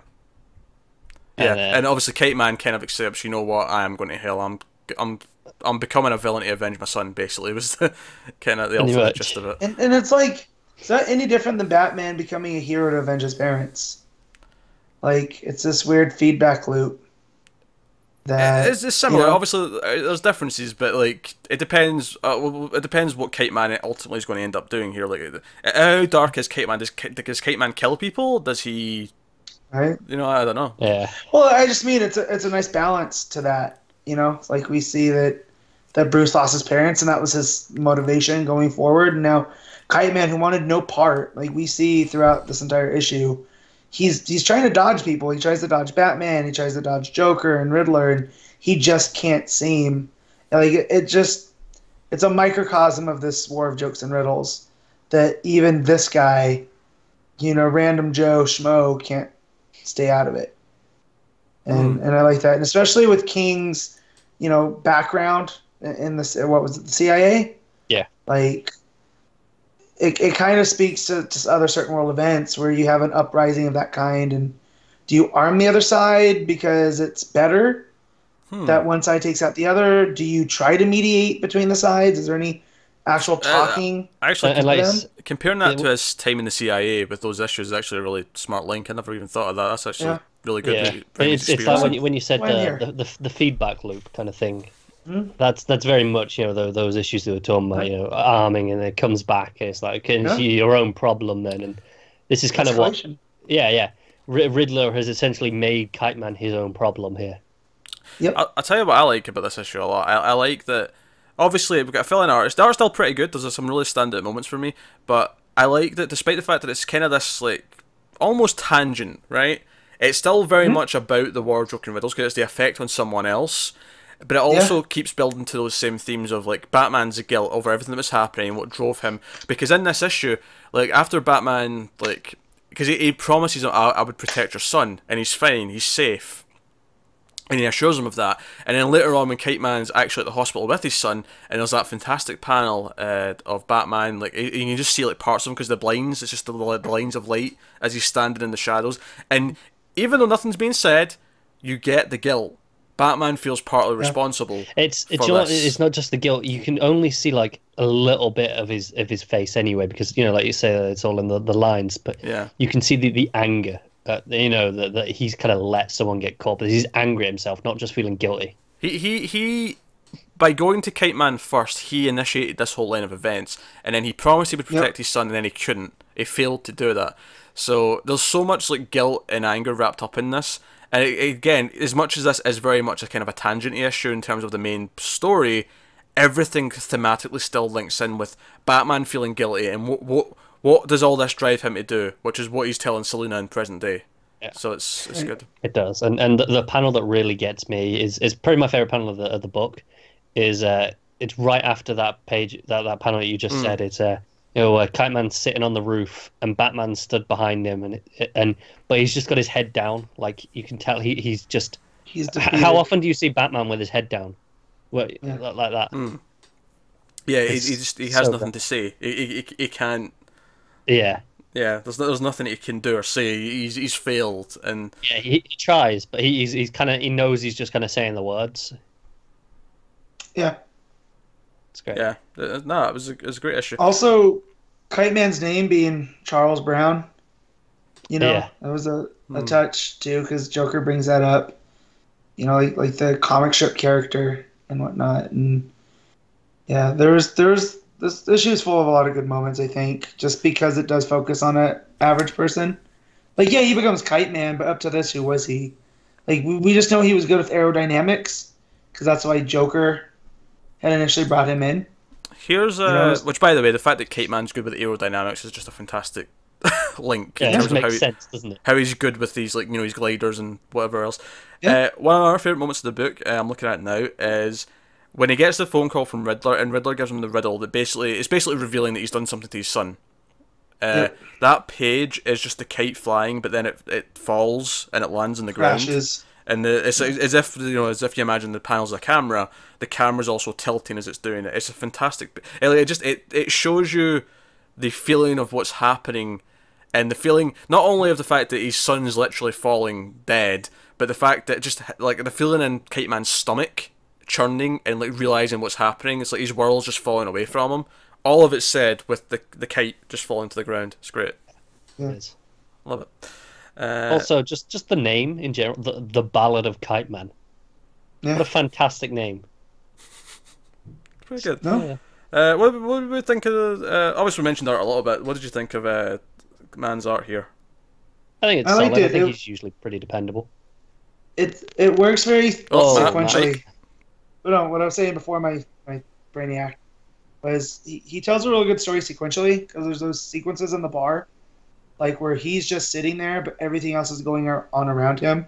Yeah. Like when Batman sneaks up on him, and like where Clayface comes to pick him up for the Riddler, like it's all the same. And they're it both feels like a tracking shot in a movie. Yeah, they're both very similar moments as well, where the character's sneaking up behind them. It's almost like he's kind of oblivious to what's going on right now until he's wakened up by this tragedy that happens to him. So right. it's he's not paying attention yet. I love the page in between those two that you mentioned, where it's just like the 4 panels of Riddler on his face, and it's just him looking up and then looking back down, and you really get that sense of motion of him moving his head. Yeah, it was a great issue, which it's kind of funny because like as it starts, like, oh yeah, this is what I didn't know this issue is. All right, expectations lowered a little bit because we're sort of breaking away from the main story, but then by the end of it, it was like, oh no, that was actually really good, and it actually added a lot to the main story, despite the fact that it is kind of this sort of interlude. So yeah, no, great issue, Batman, great issue. Yeah, very much. That'll take us on to Superman number 27, Peter J. Tomasi, Patrick Gleason writing, and we got Scott Godlewski on art. And this is an issue where Superman's, he's had a lot on his plate recently, and he's getting tired to the point where he basically falls out of the sky when he gets home. He's like, oh, I'm tired. He just slumps into bed, still wearing half of his outfit. And Lois decides it's time for us to go on vacation. So she gets an RV, and they're going on a road trip across the country to see some of the landmarks and the sights, and sort of rediscover some of the history of the country and all the rest of it. And some fun stuff in here. I do have to critique this issue a little bit, just because I like everything that it does, and I think all of it is absolutely like perfect for the character of Superman. There was a point though where I felt like, okay, this is a bit much. Maybe just slow down a little bit. A bit much? A lot much. Okay, look, because we get that great story about the female soldier who pretended to be a man. Yeah. Back in the Civil War. I was like, okay, this is a good, nice message. I'm learning about something. And I vaguely remembered this story, but I couldn't have told you what her name was. I probably couldn't tell you now unless. Well, there's plenty of them if you look into history, and I like that. That's why Lois brings it up, because of course she would. It fits with her character, but Tomasi is a good writer, like borderline great writer. He doesn't do heavy-handed nearly as well as like Benjamin Percy does. Because so that was good. I liked that part of the issue. And then they see the license plate with all the different religious symbols, and then they teach John about, oh, that means they can all coexist. I'm like, okay, all right, we're getting maybe too much messaging now. Felt like filler though, because she breaks down like the coexist bumper sticker, which is like a thing that you see like all the time. Do you know what my problem is? It's kind of John seems like he doesn't know anything all of a sudden. Well, I just took that as that he's only used to Hamilton. So, of course, you're not going to see the coexist bumper stickers because they're all kind of the same. Sure, but I think there was a few times in this issue that it was him just asking questions. Like asking about graffiti. Like, oh, what's that? Oh, that was a weird, that was a weird moment. Like, I was like, what? He's 10, not he's not 4. You know? Yeah, yeah. Because they're at that statue, the memorial statue, and it's on one of the soldiers, and then they're talking about Declaration of Independence and like the amendments and all that, and it's like, oh, like all the soldiers, they were dying. It's like, and Superman has to explain, no, they also took risks by standing up for their beliefs and blah blah blah. Yeah, and then and I'm a history nerd. Like, I love American history, I love world history. And I feel there's a better way for Superman to explain it, even to John, even to his son. Like, it felt very propaganda-y. It did. It felt like propaganda. I legitimately, like, especially, then we get to the last chunk of the issue, which is when this army vet who's in a wheelchair, they invite him to dinner, and like one of the waitress doesn't want to serve him, and then like he gets a job. Like, that doesn't happen anymore. It's not born on the 4th of July. Like, it just, like, it was so much. It felt like. And I was starting to think, is it just because I'm not American? Like, halfway through this issue, I was starting to feel like, oh, this is maybe a brain. This is just too much, like, patting on the back and like, oh yeah, all of our history, we should be proud of all this stuff. I'm like, yeah, all of it's fine. It's just, and I don't think there was any single part of it where I disagreed with what, you know. It made sense that Superman would have these thoughts and these feelings, and he'd want to teach his son about all this, but it was just so much back to back of all these messages, and it was just like, and like the part that pissed me off, stilted though, isn't it? Yeah, when they're saying it's rehearsed. Yeah. Exactly, and it doesn't feel natural coming. Like, Lois is a Pulitzer Prize winning journalist. She has a much better way with words. Yeah, when she says, "Oh, that's graffiti," it's, you know, when it's done on public property, it's about someone with a spray can. It's like this doesn't feel like it's something anyone would say. Because you could even, if I was handling that dialogue, you just go, "It's a selfish act. That person only cares about himself and not about history or what it stands for." But no, she gives like the dictionary. Definition. I am good at speak. Yeah. But like, the thing that got me was when they have the vet, and I'm just like, look, we do treat our vets very badly sometimes. Like, you can go and fight for us, but when you get back, it's kind of like, oh, well, you're on your own. And I feel like if this was the 70s, 80s, like, that you can't sit here kind of thing lands. But with the amount of outreach you see on TV towards the vets, I don't think, granted it might happen, but I don't think it's a common thing where they're like, well, they can't come in here because they're homeless and they're missing legs. Like, it was just... That was kind of my problem. He didn't really look that homeless in this scene, like, because he's clean shaven. He's with this family. He could be just, you know, like a member of the family is what he looks like. He's not coming on his own. We don't. It's like we don't serve their kind here. To play devil's advocate, it seemed to imply to me that they knew him. Like, the people who worked there and, like, seen him around and knew that he was homeless or whatever. Like, not that I'm defending it, I'm just devil's advocate, that specific point. I just... Alright, but to be fair... The dude has a wheelchair and crutches. Like, he's not a typical homeless dude. No, you know what I mean? Someone's paying medical bills, is what you're saying. Yeah. And the thing is, when restaurants and stuff don't want homeless people around, it's usually because... they're bothering people, scruffy, and they don't want to ruin. They don't want it to ruin their atmosphere and people to look at them and go, "Oh, there's a homeless man there." But this guy doesn't look homeless. Like I said, he's clean shaven. His his hair back. He looks. And he was invited by the Kents. Like, he at this point he comes in with them. You know, it's not like they saw him outside and were like, "Hey, invite him in." You know, he walks in with them. Yeah. Them not wanting to serve him and wanting to get out felt forced to make a point, and then equally forced was the manager coming out at the end and like, oh, I want to offer you a job. It was like, these are two extremes at opposite ends, and I don't know. The whole thing felt like propaganda, and not good propaganda. If it felt like it was all message with no story. Yeah, there's all message and nothing else. Like, and there's nothing wrong with any of the messages and individually. No. It was just lots and lots of messaging with nothing else. Yeah, the messages are good. It was just really clunky. Yeah, and Tomasi, we know Tomasi's better than that. Like, we've read the good issues, and I just kind of feel since post Reborn, he's been in a rough patch. Like, trying to integrate all of this type of stuff, just trying to get them to Metropolis. You know, it feels. The Black Dawn stuff and what was else post Reborn? Was that it? Just that, pretty much, yeah. Yeah, and that was rough too. Like, we had talked about that. So I don't know. I hope the next issue's better. That's all. Yeah. It's been a little bit rough patch. It's kind of made this. Reborn. I feel like this arc's going to be a bit of a filler arc now, though. It feels like, you know, because it's kind of all going to be these one shots in different cities, different monuments, and I feel like they're all going to be, what's the message of this monument? And there's not going to be any actual story. Is my concern. The fact is because they pack so much in this, and then it ends with Superman having to fly off because the League needs him for something.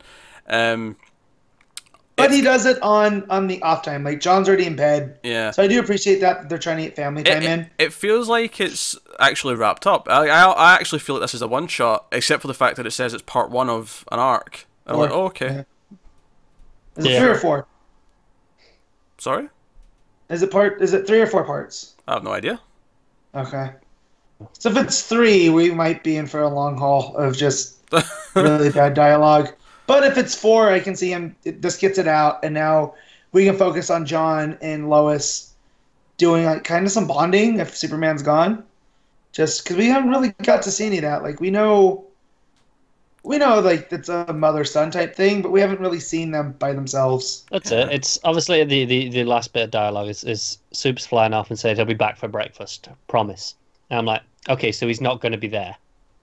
Yeah. So are we allowed to have an issue of Superman without Superman? Are they going to let that happen?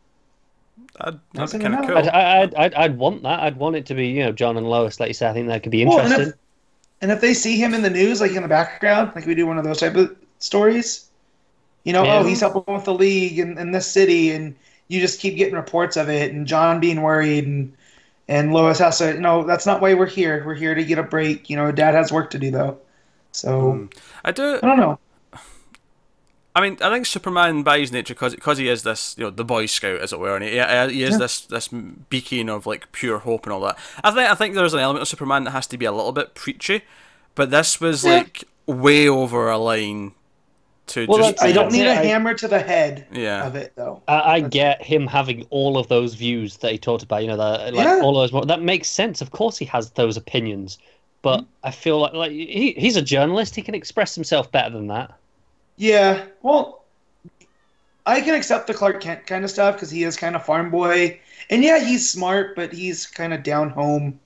Yeah, it was the Lois dialogue that bothered me more than anything, and the John, because he's written John even in Super Sons, where he knows what's going on. He's not, a little kid. Yeah, that's it. This John's been going around with Damien at night. Yeah, he hasn't seen graffiti before. Exactly. Well, especially when we talk about Super Sons, especially in that arc that we have going on now, like them going around Metropolis. Yeah, we'll get to that, man. I call bullshit on this issue's John. Yeah. Yeah. So, and it's written by the same guy. That's what's frustrating. I know. It's not even like there's an excuse like, oh, this person just doesn't get it. This is no. Yeah. Odd issue of Superman. Which is a shame, but hey ho. So that'll take us on to Green Arrow number 27. Benjamin Percy writing, Jamal Campbell on the art. So this picks up. So he goes always with Flash. Initially, they go to Washington, do a bit of crime scene investigating. Barry's like, "All right, I'm going to go test the stuff, like, in the lab. DNA, chemistry, all that malarkey." So he runs off to do that, and that leaves Oliver in Washington to investigate stuff. And the Ninth Circle are basically trying to assassinate people with their sort of fancy tech suit that one of their assassins is in. Yeah. And that brings them into sort of Wonder Woman's path. There's some really cool, actually, probably some of my favourite stuff of this issue is Ollie and Wonder Woman kind of fighting in front of the Washington Monument. Like, see that part banter. where see that part where she like almost skirts him across the water like a stone, like a skipping stone. Yeah. That really cracked me up. I thought it was pretty. I liked it. Even the sound effect was skish. Yeah. For that. That was good. And obviously, eventually, they end up working together. She puts the lasso on him to make sure that he's not full of shit. And it turns out he's not. He's actually. He's not, but he's still a jerk in his conversation. Like, his tone is still so Ollie. And again, so what I talk about with Percy versus Tomasi and doing the heavy-handedness, this issue of Green Arrow is no less heavy-handed than anything else we've gotten. But it's the way that Percy writes it and kind of calls it out as it's happening that makes it land truer to me. I think also it's just the fact that expectations. I've come to expect Percy to be heavy-handed, and I still have a bit of a problem with it, especially in this one when it's he's doing the speech in front of the flag. I think that's a bit still a bit heavy-handed, but I kind of expect that from Percy now. That's just I go in knowing I'm going to get that, whereas when we're talking about with Superman, it's like no, we can get better than that. Yeah, well, he is. He's the liberal loudmouth. He tells that to Wonder Woman. Yeah, but I think that makes it sound like this was no better than Superman, though, and I don't agree with that. No, it's much better. It was just that one moment was probably on par with the issues I had in Superman. Yeah, but Superman had like 6 of them. So yeah, it's true. So that's your difference. So they eventually stake out. This senator's making a speech, and there's an assassination attempt from the monument, which is fun stuff. Like, the art was pretty decent. I mean, I think the artist here is suffering a little bit because he's up against so many good artists that are usually on this book.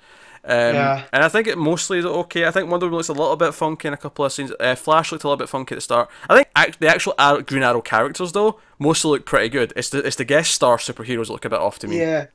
So I think Wonder Woman's alright, but it's the Flash I really don't like. Yeah, I was feeling that. That very first page. I think Wonder Woman's muscles are just a little bit too bulky looking to me. Like, see the panel where she grabs the rocket that's come from the monument? Just look at her shoulder. It's like all these bumps. Yeah, I see it. Yeah, it's just a little bit too sort of... yeah, no, I know what you mean. Yeah. But, I was gonna say when you're talking about the Green Arrow characters, the Emmy and Black Canary story, I really enjoyed the art there because when Canary does her canary cry, you can like see the sound waves. I thought that was a cool little touch. Yeah, just as a waveform instead of just circles. Do you know that was cool. Do you know what I appreciate cool. Actually? Maybe it's because the lettering and Green Arrow is maybe more distinct, but I feel like even though the art's a little bit different, because the colours are the same and because the lettering is the same, it does make it feel like it's still part of the same book, and to a point. Also, have we seen when Wonder Woman uses the lasso, the dialogue boxes change color? Because that's pretty cool. Maybe not the whole box. I've definitely seen an outline on them. I think that's what we usually see. I think we usually see the yellow outline. Yeah, so usually a yellow outline either outside of the bubble or inside the bubble, depending on where they put it. Yeah, because that really made it stand out when it's not just that, that's how you tell he's telling the truth. And like it says, like, you remember that time you hit on me? He goes, yeah, and then you hit back. Like, it was just, he can't, he's being compelled to do this, and I like that. Yeah. So the senator, the save actually still gets grabbed. Like the Nine's already in their limo. It's the pretty devilish looking sort of finale. And then the ultimate sort of revelation is that both Barry finds this in the lab, and then they find it on the sort of the fancy tech mech suit that they take the assassin down in, that LexCorp's involved. So the next issue is Oliver going to Metropolis to LexCorp, and so we will likely see him next issue. And so that's fun. It's likely though, like, because we now know that Lex is on the hero side, so someone within here in LexCorp is working with the Ninth Circle, right? Like, you don't think it's Lex himself? I doubt it. I highly doubt it. I feel like it'll be one of his lieutenants, if you want to use that word. I'm excited to see Ollie confront Lex. Like, that's going to be a banter like we've never seen, I think. Yeah, no, that's true. The only other way it could be is if Lex was in that partnership, when he was more evil. Right. And so this is older stuff that they've still got. Yeah, maybe. But no, I liked it because it really upped the stakes of the Night Circle and the Burning Men. Like when they assassinate that general because he's kind of like, well, he's strategic to get rid of him, to get their way, but he's also calling out like, why are we building this?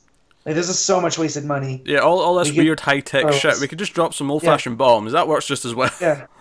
And of course that doesn't work in the favor of the Night Circle and what they've done with Star City. So... And then with the senator, like, to find out that she's wrapped up with it too, and then they assassinate her at the end. It's just, I told this to Pete earlier in the week after reading it. It's almost like all the subterfuge, and it's almost like Percy's telling a version of Secret Empire, but like it's not having to be this big event. It's actually happening in the background. It's just a story. Yeah, and I think it benefits from that because I think it has a lot in common from what I understand.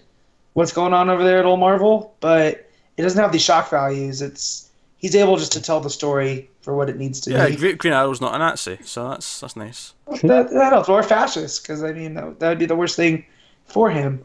Yeah. Just remember, I did have another problem with Wonder Woman's dialogue when she said, "Oh, heroes don't kill." I thought it was a bit strange coming from her.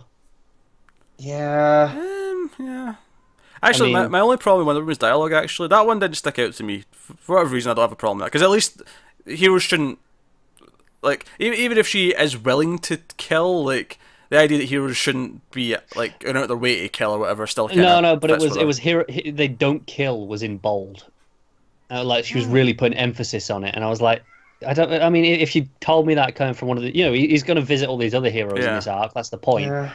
It didn't feel right coming from Wonder Woman to me. I can see it. It didn't bother me that. The only line that bothered me is at one point she makes that quip about all the shoots and hours, like, oh, it's faster than speed and bullets. That's the other guy. I'm faster than hours, or whatever it was. And I'm like, it feels weird she's referring to Superman as the other guy. That felt out of place to me. I feel like I don't know if she could have called him Soups. Does Green Arrow? If Green Arrow knows who it is, I would expect her to say Clark. I don't. But know they're in public. Yeah. She could have called him Soups. I don't think she did say either. She goes, oh, maybe I'm not faster than a speeding bullet, but I'm definitely faster than a speeding arrow. She didn't need to say that guy. No, it was the other guy thing that stuck out to me as feeling weird. I didn't feel that she'd because that feels like she doesn't know who it is. It feels like she's never met him. Like, oh, that other guy who's in the other city that I've never met. That's what it sounds like. She was there when his son was born. Like, they have a relationship. That's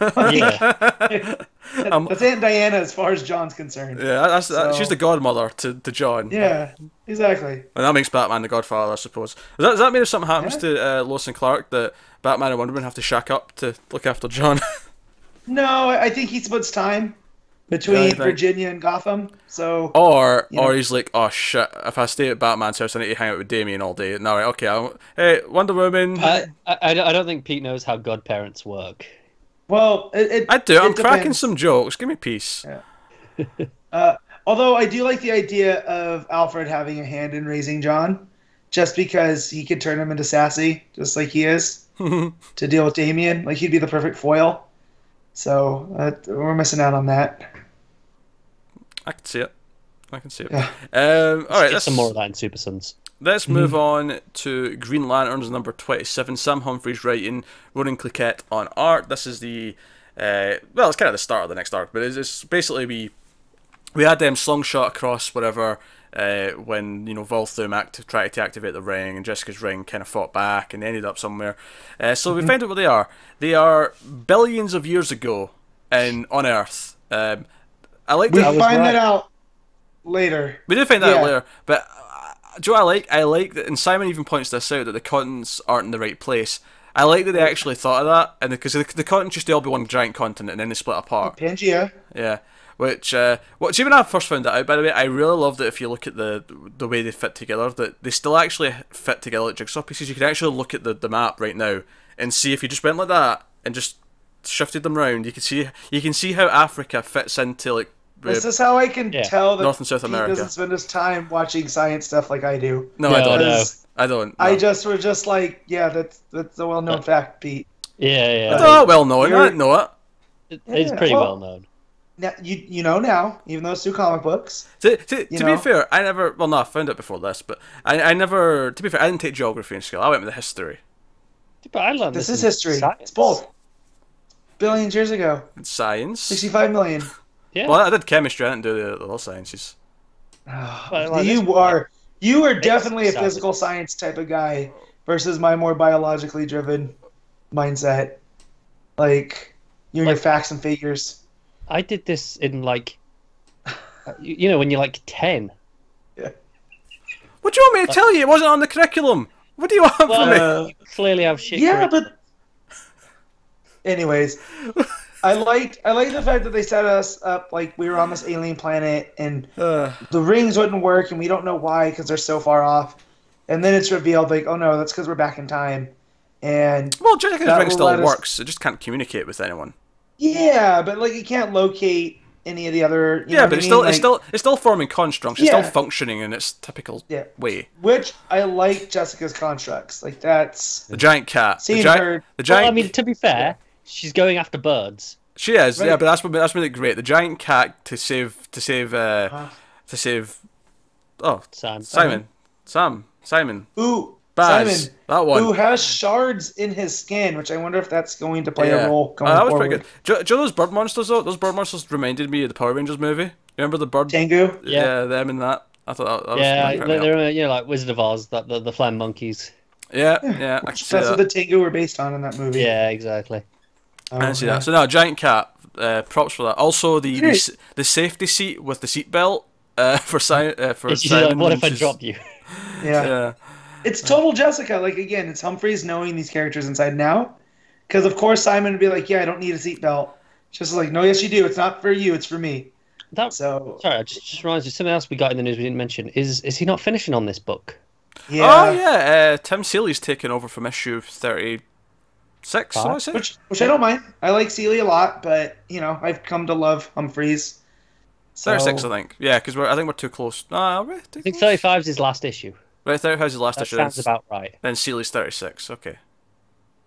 Which is fine, because I feel like we're getting to the end game of what he's been setting up this whole time, so he'll finish his story and then Seeley will start. So, and we like Seeley, so that's... Pete, what about the Hell Seed on Earth? Are we just going to forget about that? Please. We can, sure. Just forget about it. Yes. I wanted one of you to deadpan me go, yes, what Hell Seed? You'll do it for Connor Kemp, but not for the Hell Seed. I am offended. No, the Hell Seed exists. I remember that. The difference is I had legitimately forgotten about the Hell Seed until you brought it up. Yeah. Yeah, you can't forget what doesn't exist.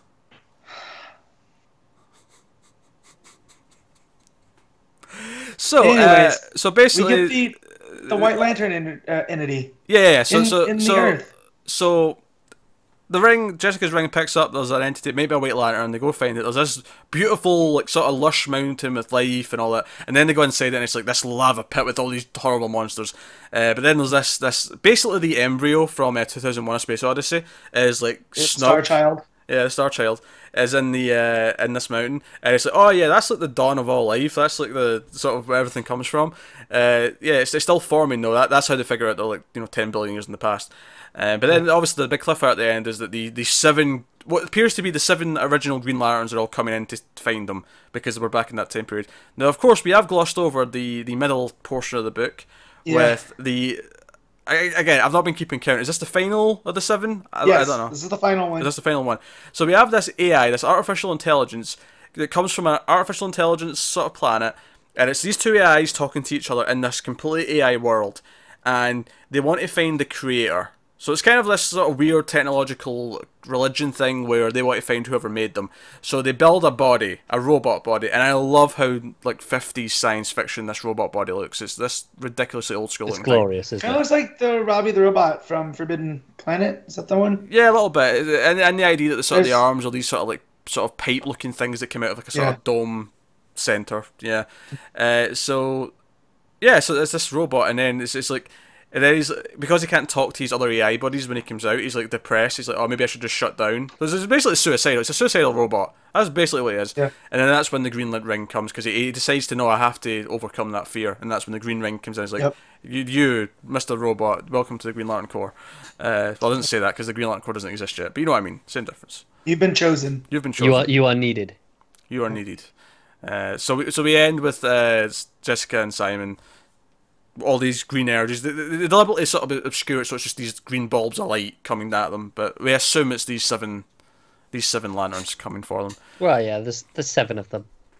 Exactly. So that's going to be good. I like that. I'm still digging this story. I dig them trying to find their way around this what feels like this science fiction planet of these monsters and not knowing what's going on. And then we have the whole Planet of the Apes style twist that's like, oh, it's Earth all along. So when they showed the entity, I was like, wait, is there a new one? Because I remembered like it was dying at the end of was it Blackest Night or Brightest Day, one of the two. So I thought, oh well, we have a new one, and then it's revealed that we're 10 billion years in the past. So it was a nice little twist there. I think it's interesting that life was born on Earth in this world. Yeah, that's to me that's a problem because it's 10 billion Yeah. years. So that meant There was all no the other life alien before life. Earth existed. But if that's the case, then where did these other 7 come from? Exactly, If that's they're what I was thinking. concurrent? I don't think it can't be the I dawn don't of think all it life. did. Unless there's one on each planet. Yeah, that might be the case. Well, that might be the case, but I just think maybe this is where the life entity was born, not life itself was started. Yeah, well, it's already existing, so maybe, like, as it exists, there's been life ever since it first came to be, whereas here it's still growing, so it's still been around for a while. What if it says it's an embryo, right? What if, like, all these other planets, have, like, adult ones, and there's, like, a planet as their offspring, essentially. What if it's not per planet? Life. What if it's per sector? What if the reason why we have these sectors is because each sector has one life thing? That wouldn't be bad. But that also kind of goes against the different entities, because there was one for each. Yeah. One for each of the spectrum, and Necron was the black entity, the life entity, which doesn't have a name. I just was trying to look it up. Oh, true. It doesn't have a name. Think about it, though. Like, the reason why the other cores all have their own entity is because they're all split, whereas the idea that life... I mean, technically, the white always existed because, like, everything after that has been split up by the Guardians. Like, this is all... We're going to split the spectrum of emotions and all that.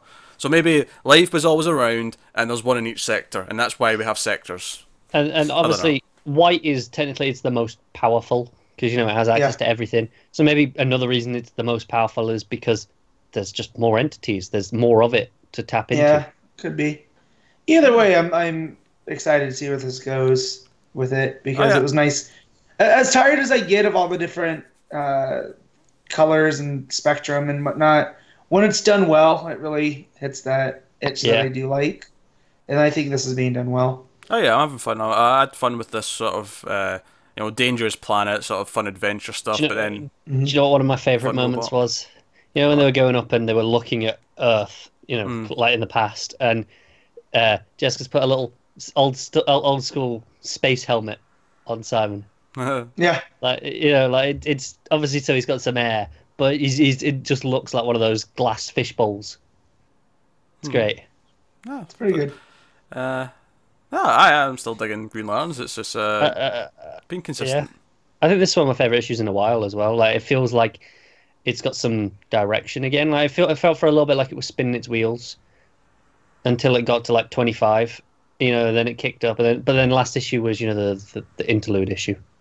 Yeah. But then here's like, no, here's the story again. I don't know if I feel like it was spinning its wheels. Not for a while. Just for a little bit.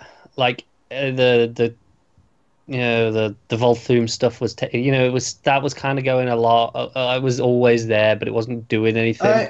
Maybe what you're saying, it wasn't moving forward like it was.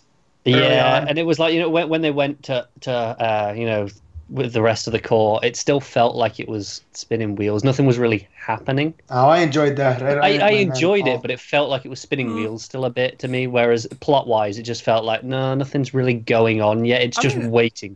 I don't think that was a big deal because it didn't last too long, and it felt like it was stuff we had to do with them meeting the rest of the core. It was a sort of thing where I only really felt it as it fixed it. I was like, it was just starting to feel it. At no point did anything feel like filler though. So no. I've enjoyed everything since the Red Lanterns. Yeah, everything since like issue 7 has been pretty consistently solid. Yeah, I don't think especially the Halloween issue, and the cookie making issue. I thought those have been high points. That'll take us on to Nightwing number 25. Tim Seeley writing, Minkyu Jung on art. So this was the conclusion. This is also a longer issue. This was their, issue 25. Kind of like the other books last month. This got a longer page count, $1 extra on the price. So this was the sort of... It was a wrap-up of the arc with a sort of blockbuster, but not in the sense that it was completely conclusive, in that it's very much setting up a new status quo, where we have this blockbuster as like a crime boss in Bloodhaven, and even has Tiger Shark sort of as a pet at the end of the story here. But it obviously sets up some other stuff as well. Some computer wizardry person seemingly kills Giz. Like he looks dead at the end of this. He does, but I don't think they're gonna. I hope they don't do that. I think they might have done, because this is, the whole point of these issue 25s was having these big things, and there was some other stuff in here that was big and game changing for Nightwing. Yeah. But that feels like there's blood everywhere when he's lying there. He looks pretty dead. Yeah, pretty shocking. And it also, like, given that Sean also breaks up with Dick in this issue, right? And given that she seems to be going back with Pigeon, and that might lead to like a more villainous plot, it wouldn't surprise me if some of these characters from this group of runaways actually do break up. Some of them might die, and that whole sort of status quo is kind of shattered through some dark events here. Yeah, because it'll make it feel like this whole, the rehabilitation and everything getting better. It was all kind of temporary, and he'll look at this and go, but can it? Yeah, I think Dick's going to have some really dark times in his head right now, between being obviously his relationship ending, but I think some of these characters basically falling victim to plots around him are going to it's going to give him that Spider-Man guilt basically for a while, and we can focus on how that affects him and stuff. Basically, the whole explosion at the end of the last issue, which was the big cliffhanger, he uses the time vest that was introduced before with that issue with Flash to with Wally specifically, Wally Flash. He uses that to sort of basically freeze time to get everyone out, including himself. We have some more fun stuff with him as Zavboda, the detective. She has to give him a kiss of life, and that gives him some fun moments where she's like joking about still tasting him, and she's complaining about all their relationship and how he's not doing stuff for her, and it's a whole thing. I'm really liking the dynamic. I'm liking the fact that, unlike Batman with Gordon, this is a cop who kind of hates his guts and is begrudgingly working with him. It's almost like this. It's almost like Bullock working with Batman is Zavboda. She actually reminds more of a female Bullock than she does anyone else. That's since she came on, and it's not just the cigars; it's her whole attitude towards it that gets me as Bullock. But she did feel bad that her getting defensive about her co-workers in the last issue is kind of what led to all this going down. So she actually, she has a little bit of a conscience. She's not just... Yeah, I think it's just a way of showing that she's not... Because at the time it felt like she was kind of being a bad cop. Yeah. By just being so loyal to them. But here it shows, no, she's not a bad cop. She was just caught up in the moment. Yeah.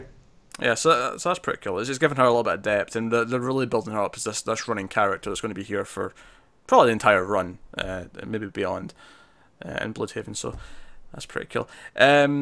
So yeah, we had the big breakup. That was the big thing. Yeah. I know they've been having issues, right? But this felt a little just too quick. Like with her being like, "Well, I told you need to get your feet under you, so." Clearly, you don't want to do that. Well, yeah, but the way I was is not really about that, because she's saying that, but it's clearly about Pigeon being back. Yeah, I feel like that's what it is. It's a combination of that. It's going back to Pigeon. It's what's Pigeon saying into her ear. Right. Little birdie in your ear. That whole thing. Yeah. Yeah.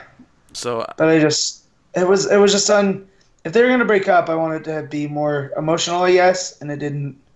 I felt it was missing. I don't know, that panel where he's kneeling on the window, gonna leave. Well, the one that got me was when he wakes up and she's not there. Yeah, he's talking about that. Well. Yeah. That part got me more. Yeah, so his heartbreak over it does feel kind of real, and I am kind of worried about how tragic this is going to get. If she is going to go back to her life of crime, and where does that lead? I can almost envision the emotional scene later on with Nightwing trying to talk her down from doing something bad. Yeah, when he has to take her out at some point. Yeah. This is going to be cruel. I can see that. And obviously, again, he's got this new kind of arch nemesis in Blockbuster, who is now this crime boss. That scene where Dick goes to the casino, the bar, and Blockbuster basically taunts him and says, "Oh yeah, I'm the new boss in charge around here, and you're actually good for business because you're what's going to sell all these weapons because they all want to kill you." And Dick kind of pushes his buttons by saying, "Oh, you're just doing this to prove you're the better brother." And that's when he rages out for a second and smashes half the bar with the one big mutated arm. I thought that was a fun moment. I'm kind of liking that they're really sort of building up a cast of villains now that are going to be around for a while. It doesn't just feel like one and done's. Like they've set him up as this new thing. And I think this is probably the most I've liked this blockbuster as well since he's came back. You know, in this situation, especially when he's wrestling with the mutated sharks from other planets that Tiger Sharks got for him. Dude, when he opened that up and he had shark tigers, I lost it. They're amazing, aren't they? Oh man, it's up there with Jason Aaron's space sharks that he throws into things. Like, I love that. Like, you know, all the villains, they have a red button that does something, and his is release the shark tigers. Yeah. You can't call them tiger sharks because that's a real life creature, right? So these are shark tigers. He mixed both, like, Or he got them from another planet. Also, his tongue forked. Like I didn't notice this before.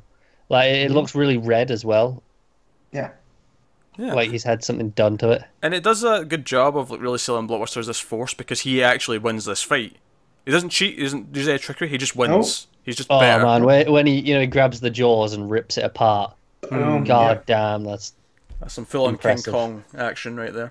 And see, I like too that we get more of him because he hulks out, for lack of a better term, but he keeps his wits about him.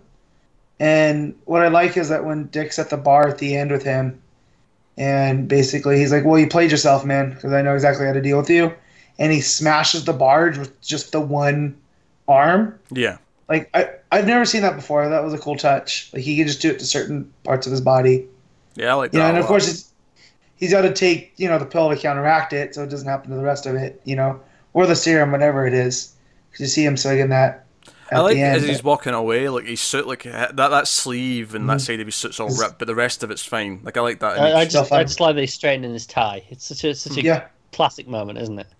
Yeah, yep. I'm really liking that they're setting him up as a sort of ongoing sort of menace that Nightwing has to deal with. While he's dealing with other villains and other threats, he's always got this crime boss Blockbuster to worry about. I like that he's got a relationship with him in his life as Dick as well, rather than just as Nightwing. That's right. He gets a job at the casino undercover. Yeah, as a blackjack dealer, which I thought was a little bit weird. Just why is that weird? For a job for a superhero, that's just like... I guess the problem is the hours are a bit conflicting. Yeah. It's just... I'm sure it'll play out fine. I wasn't expecting it. It's probably not going to last that long, though. It'll probably just be for a little while he's dealing with him. Like, that's not a deal breaker. I was just like, so he's a car dealer now. Cool. Honestly, in the old series, when he was supposed to be working at the bar and he was still being Nightwing, even that was far-fetched. It was like, how do you even have time for any of this? You can't keep a schedule. Uh, I just like that Blockbuster's this mob boss, but he's or crime boss, but he's actually Dick's boss, like literally. Yeah. I think that's a nice touch and could be interesting. So yeah, Nightwing had a solid 25. I liked that a lot. A lot of good stuff in there. So that'll take us on to Batwoman number 5, Marguerite Bennett and James Tynion the fourth, writing, Stephanie Hans on art. This was a flashback issue, sort of telling us the start of the Sophia-Kate relationship story. And as much as I do miss Epting, I do think Hans for this issue was actually a really good idea. Her style and the colours really give it a sort of dark romance feel to it. It feels very kind of... It has that feeling of being in the past as well. Yeah, it is just the feeling of almost fairy tale-esque kind of like nostalgia of the start of a romance kind of feel. Yeah, I kind of get that sense from it. And one of my favourite things about the art in this actually is when there actually is moments of passion, when they kind of lose themselves a little bit. It's the double page layout when they're they're dancing in the club, and then later on when they actually kiss on the beach, like some of the panels turn red. And it's like, oh, that's when there's a fire ignited. But then it goes away when, like, Sophia says, oh, go to bed, Kate. Like, she puts a stop to it, and it goes back to the normal colours. Yeah. But when the passion's ignited, the panels are all red, and I really like that. I think it contrasts really nicely, because in all the other panels, they're mostly quite washed out, pale colours for the backgrounds. Yeah, you have a few exceptions with like sunsets and stuff, but it's mostly quite washed out and pale. Especially in the second half of the book when it's all of them getting into this boat that they're trying to like do this job. Yeah, see, it's all blues, it's all those kind of colours. Yeah, it really makes the red stand out. Yeah, which obviously a big colour for Kate being Batwoman. Yeah. So no, I like this issue a lot actually. I thought this did a really good job of selling the jealousy of Tahani and why she hates Kate so much. You know, is that moment sort of halfway through the issue or early on the issue when Sophia, like the maid brings the knife or the bottle of booze, I think it is, and she's like, oh, this was found in Kate's room. She stole this. And Sophia just turns around immediately and says to Hanny, did you plant this in her room? Like, she just immediately suspects that. Yeah. Yeah. And Tahani doesn't even deny it. She just immediately says she's only sort of on the wagon because you're sort of blocking her from, you know, having any opportunity to jump off of it. So, no, I like that. I like that jealousy right from the start. And this weird kind of mentality. It's like, oh, this red devil woman is like corrupting our leader's mind. We need to assassinate her. Like that whole vibe to it. I'm really digging as well. Yeah. Do you know what I thought was really interesting? Is that almost a tease? You know, when she's been drowning and she's out of it, and you get those red tinted panels, but they're not the full red ones that you were talking about before. The final panel on that page is Kate in that, you know, the soldier uniform we got right back in the Rebirth issue that was teased there. It's her, you know, pulling a trigger. But, you know, that where's that fit into this issue? I think what that's saying is this is kind of the path that, like, when we get to that point and we realise what sets her down that path, I think it all starts here. I think because the whole idea here that she takes that job to go and help with this oil tanker that they want to go out and deal with. Like, she insists on helping, she insists on going and doing that and being a part of this life with them. I think maybe that whole near-death moment, and we see all these other moments, we see her with her sister, we see her all these, you know, other things. I think that's saying ultimately she was always going down that path. But I mean, that's just my reading on it. Yeah, okay. Well, that works for me. Matt, you've been very quiet. Did you read this issue? No, it's fine. I'm not enjoying it as much as you guys, but not necessarily because it's bad. I'm just like, the story's just kind of, it's fine. You know, I usually read it for the Epting art, and he wasn't there this time. So, you know, it was the first book I read this week. So I don't have any deep thoughts like you guys do. The Sophia thing is not that it's confusing to me. I just, how does this play into the twins and their Kali Industries and Kali whatnot. Corporation. Kali Corporation. Yeah, no, I kind of like that Sophia is resistant to it at first, and she shoots her down at the club, and at the end, after, like, she goes through this thing where they try to kill her and she tries to protect her, and they both survive. They're on the beach, and she eventually kisses her. It's like she's finally letting herself, like, be taken over by Kate. It's almost as much as she keeps talking about, because it's her narrating the issue, which I thought was an interesting point of view as well. Yeah. But she talks about how Kate is, like, almost infatuated by the danger of, like, Sophia controlling her and, like, her being the dominant one. But it's almost like at the end she gives herself into her as well. It's this two-way street at the end. So you really get this sense of passion. It really feels kind of romantic and passionate as a result. Plus, you know, you've got all these beautifully drawn beaches and all the rest of it. It's just kind of the big wave, that double page spread of the giant. Yeah. It's just it's gorgeous. Like I say, I think it's really supposed to play into this idea of, like, this is how she remembers this. It's this nostalgic kind of, like, start of a romance where everything's, like, hot and passionate, and everything's kind of exaggerated as well. But I was gonna say, your memories are always stronger. You know, they can lie to you. Your memory's not a good. So yeah. And it works as to why the things that are washed out are the things that, just aren't quite as important. Like these background other stuff there's washed out because it's like they're faded a little bit. Which is the genius of, like, Kate's hair being, like, bright red, is that she's always so vibrant and sticks out. Yeah. So it's interesting. Yeah. And also I think going forward this really puts in perspective, like, what Sophia can do to Kate, because, like, we see, like, Kate, as Sophia points out, she follows her around like a cat. Just she's attached to her. Like, she felt so vulnerable and so sort of obsessed with Sophia. So when we see Sophia later, and I'm pretty sure she's going to be a villain, like, what does that do to Kate? What is, like, Kate having to fight her and now be strong and be independent like she is now? She's a strong person now. It's almost like the difference between love and infatuation. Like, is it love? Like, did they have a thing, or were they just really wrapped up in one another for a short amount of time? Yeah, it was that summer fling where they were just kind of passionate, right. And then I can see that. But no, I think it sets up a lot of good things just from Kate's character perspective, and even Sophia. Like, just when they meet again in present day, and like Kate is now this strong hero, this strong person who fights for herself, versus whatever Sophia's become. I think those would be interesting dynamics because of that. So that's pretty cool. But there you go. That's Batwoman number 5. I liked it a lot. I was into this show. All right, so let's talk about Super Sons number 5. Peter J. Tomasi writing and Jorge Jimenez on the art. I think this is the best issue of this book so far. Yep, easy. Yeah. I love the whole idea now that it's set up and you have the start where John's like, you know, finishing his dinner, and Matt, you making noise? Yeah. So I was reopening my iPad because I had it shut, so the case was on. I don't know why I shut it. Usually I don't. Usually I just keep the screen open. But yeah, so he's like finishing his dinner. He's going out to patrol with Damien, and they're like, "Oh, make sure you're back by this time. Go do this. Go do that."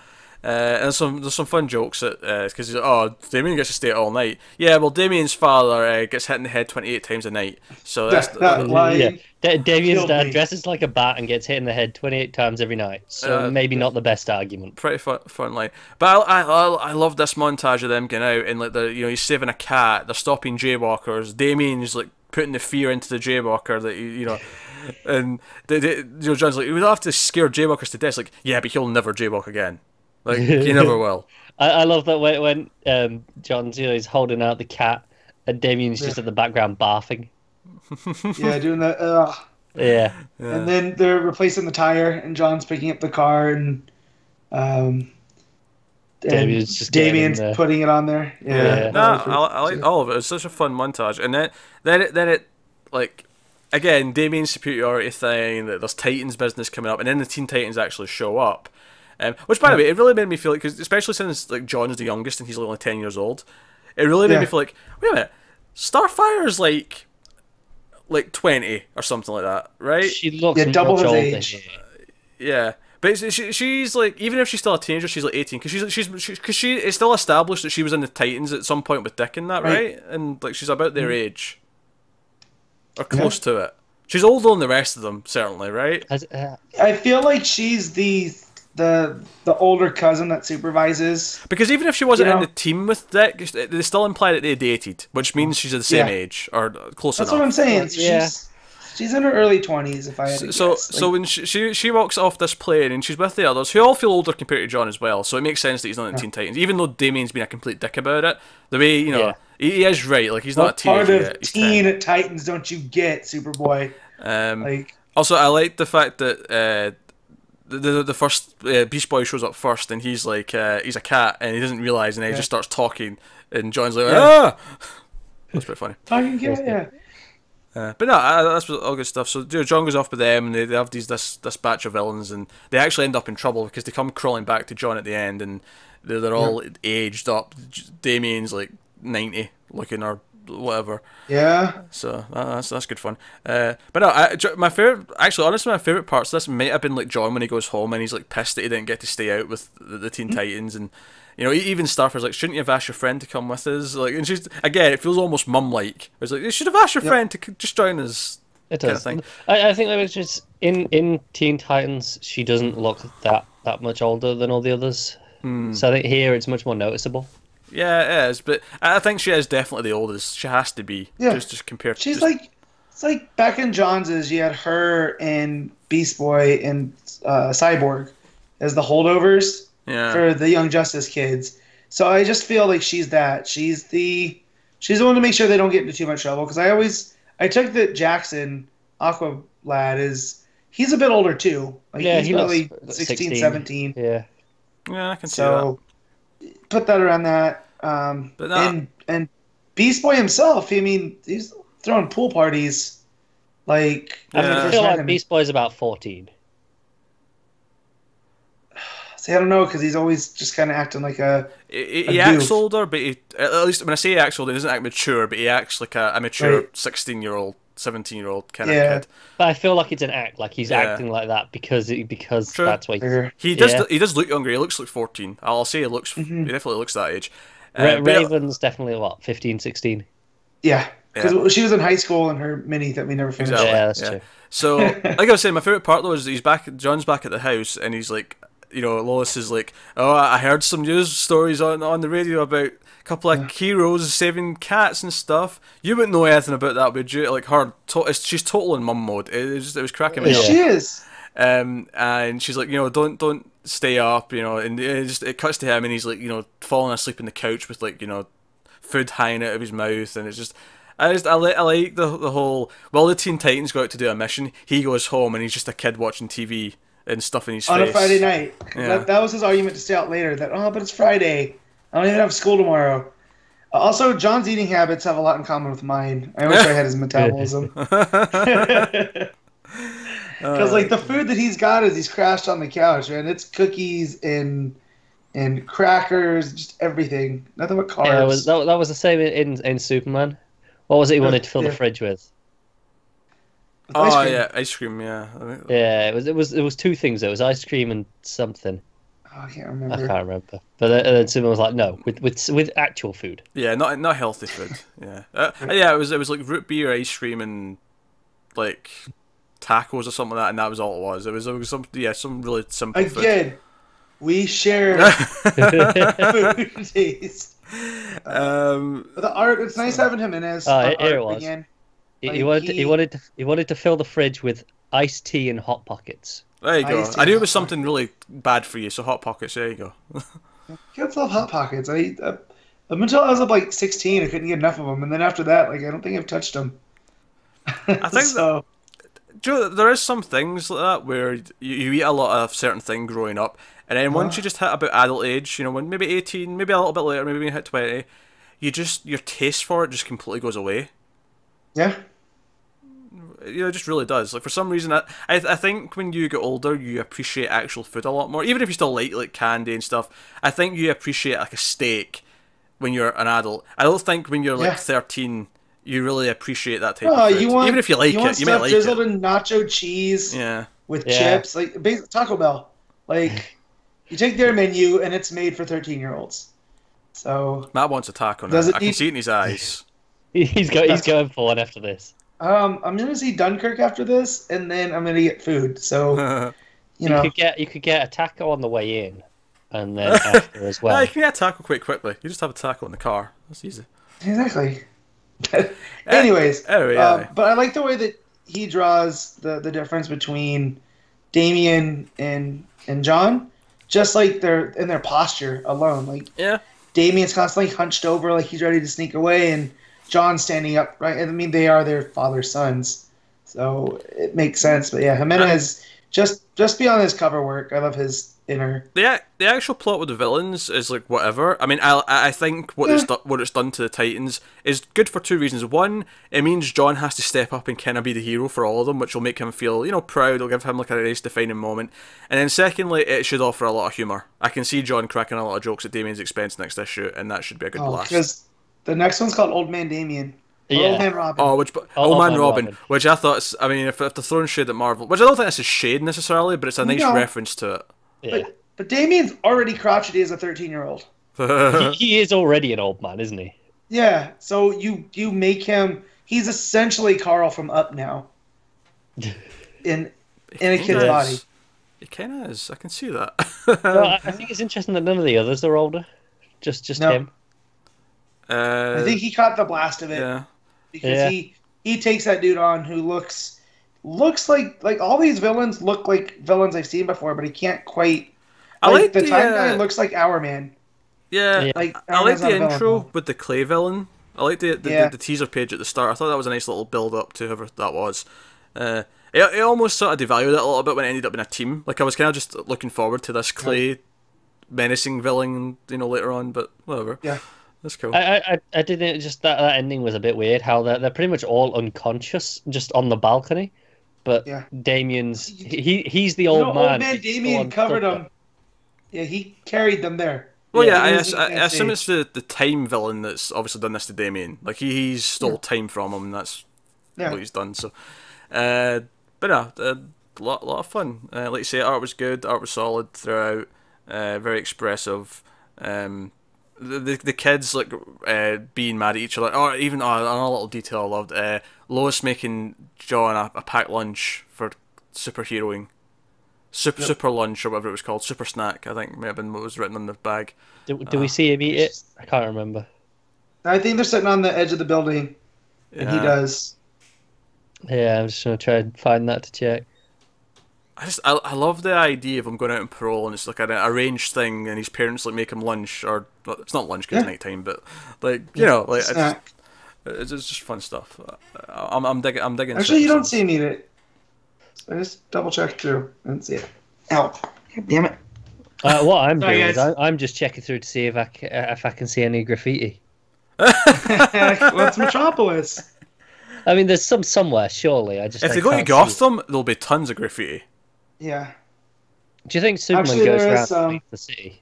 Maybe it does. Look on the page with the Jaywalker. There's some on that alley behind Damien. Is there actually? Is there some? I thought I wasn't sure if that was graffiti or if that was lines coming off of Damien being like, No. The panel underneath that. Oh yeah, I see it. Yeah. No, you're right. There is graffiti. So that shoots my theory. I thought Superman would go around every night, just do a quick flyby, get rid of all the graffiti. Do the heat vision just a little bit, burn it off. Yeah. You're right. Yep, that is definitely graffiti. Oh well. Tomasi, I mean, admittedly, the Jimenez could have put that in the background without any direction to do it. So, I mean, you may not know about that, but still. Yeah. Damn it, Tomasi. Get it together. Still calling him out on his shit on that one. As well you should.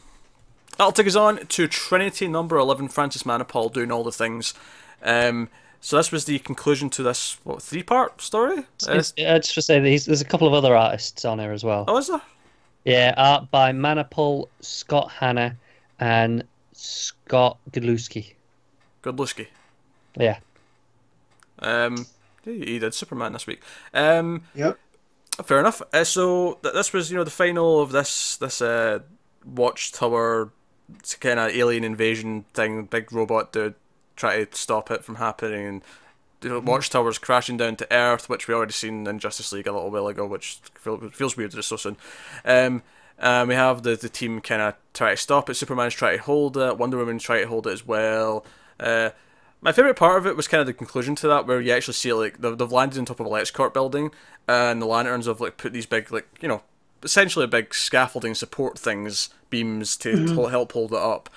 I thought it was an okay issue. I didn't love it. It's kind of how I feel about the whole arc, where it feels like kind of a filler story that's not that important. Yeah, it feels like a showcase for Manapul just to do some art stuff. I really like the Wonder Woman stuff at the start. Like her conversing with the alien. Yeah, and she sees it as a life form that's just kind of misunderstood. And I mean, ultimately at the end, it's it's allowed to live on Earth, near where the White Mercy is, outside of Hamilton, I guess.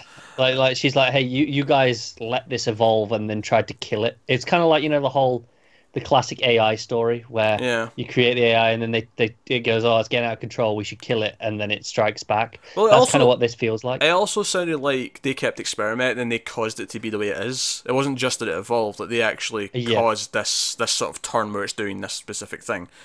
And the reason why this big guy was trying to erase it was because he wanted to erase the fact that his civilization caused this and whatever it was going to do. So it was more of a saving face guilt kind of thing. Yeah.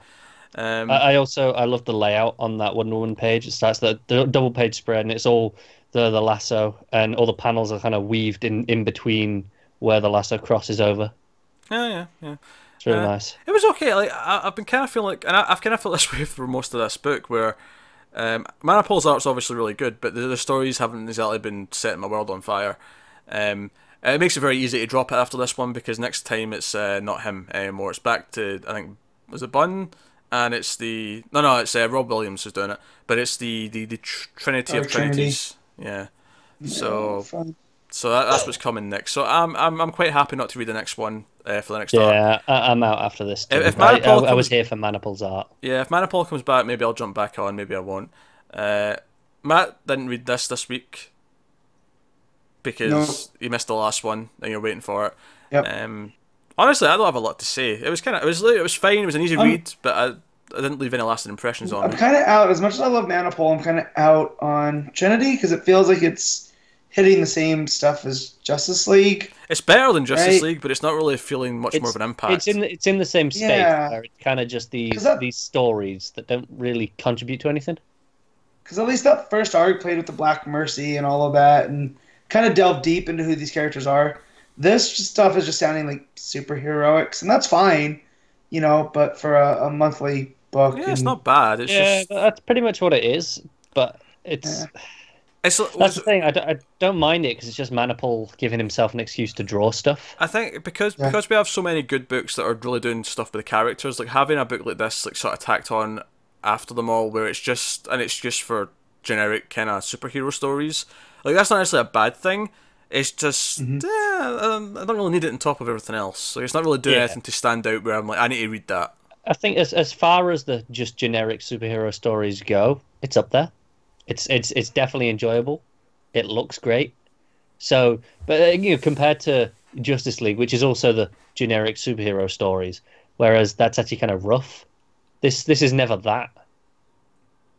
No, it isn't. It's just, you know, compared to everything else I'm reading, it just kind of feels... That's it. Outside of the art, it's nothing special, is it? Yeah, it's just superfluous.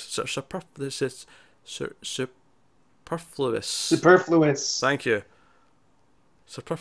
I was just watching him struggle. I was enjoying that. Superfluous. So between you and me. Again, Connor has no soul. So it's just one of those words I have a tough time with. Just one of those words. I will say I really loved the last panel where you've got they're all in the civvies and you've got Clark and Diana flying off, holding Bruce in the middle. It's like he's their kid. Yeah. Yeah, you're in trouble, Bruce. It's a quite a long shot, but I'd have loved to have seen Bruce's face as they were pulling him up like that. Yeah. I need to see this now. Damn it. That'd be funny.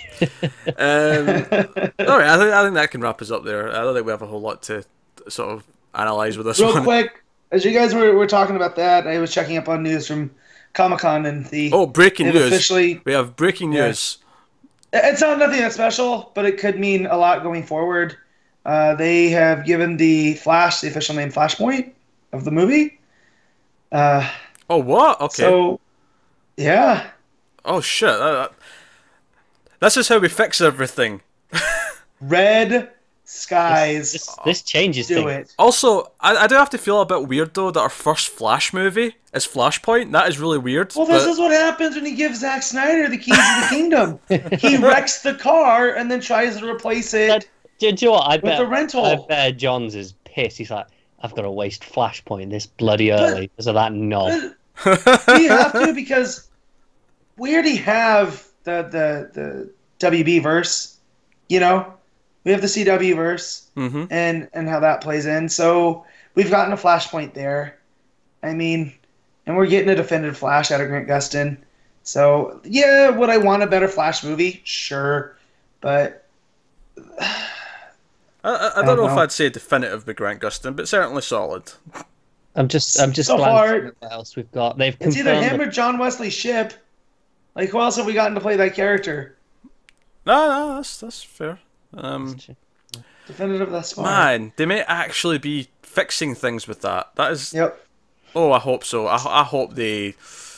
Oh, potential. Well, that was always the theory with Batman v Superman, where Bruce has that weird dream of Barry visiting him. Here's a question. Not Barry. No, that's what I call him. Can we use it to recast the Flash as well? They better. It better be a damn ginger actor, and it better be Wally. That's all. Oh no, I wasn't necessarily wanting Wally. I think the one problem with that is because it's Flashpoint. I know. Flash probably has to stay simple. I'm just making a point that I still feel like Ezra Miller's miscast, but we'll see. Me too. Yeah, I'm just looking at what else. They've confirmed that the Batman film is called The Batman. Yeah. And officially confirmed Wonder Woman 2. Not surprising. John's right in that. Yeah, I've just got something about the headline: a huge DC Rebirth mystery to be revealed in Action Comics. I'm just seeing if this, Mistras will be the identity of Mistras will be revealed in. Oh, we knew that. Yeah, that's what I was just thinking. They said that yesterday. If there's any more. First, however, readers should look forward to next week's Action Comics for another big twist. Yeah. Also, they released a cover for the for Action 987. It's the S logo made up of bodies. all sorts of bodies. And then it just Connor, says, stop! None of this is news. This is just fluff. You're just reading what you see. He's just reading everything he sees on the page. This is just fluff. Just shut up. Let's go, man. I got a movie to go watch in 70 This is millimeters. fluff. Everything he has said in the last 2 minutes has been nothing but fluff. It's a waste of time. It says big, huge rebirth mystery. I thought, oh, this will be something headline worthy. Well, you just read it quietly, and then if it is worthy to talk about, then bring it up. Jesus Christ. Same time. I'm glad you're not here next week. I'm going to enjoy the week off. That was such a nice break. Next week. I forgot about that. It's been a long episode. Yeah, Carr's got family visiting next week, so he's missing next week's episode. But I'm glad now, because he's just causing chaos. He's just delaying things and whatnot. Right, so, one last book. We have Aquaman number 26, which is Dan Abnett writing, and Cedric's on art. I'm going to say his first name. Cedric. I caught up with this. We, of course, all covered the first arc of this way back when it was first obviously coming out last year. And we felt like it was spinning its wheels. The whole political angle was starting to feel like it was dragging on, and we kind of all dropped it. And I had been tempted a few times to go back in. Some of the later arcs looked kind of cool. But then they announced Cedric was coming, and they seemed to be making this big push with issue 25 to sort of reinvigorate it. So I'm going to talk a little bit about issue 25 as well, just because it obviously leads into this. This is the second part of the arc. I will say I really enjoyed H2.0, which was the sequel to the Dead Water arc, which was just before Rebirth. And if that was Alien, H2.0 was like the aliens to that story, and it was a lot of fun. That's good. So I dug that. That was right before 25. There was that, and then there was 2 issues setting up the 25 arc, and they were okay. Certainly the second one, because it felt like it did a lot more stuff to set up the new thing. But anyway, so why is 25, other than the fantastically, beautifully done art, gorgeous, these 2 issues, absolutely gorgeous. But what makes it interesting? Well, here's the thing.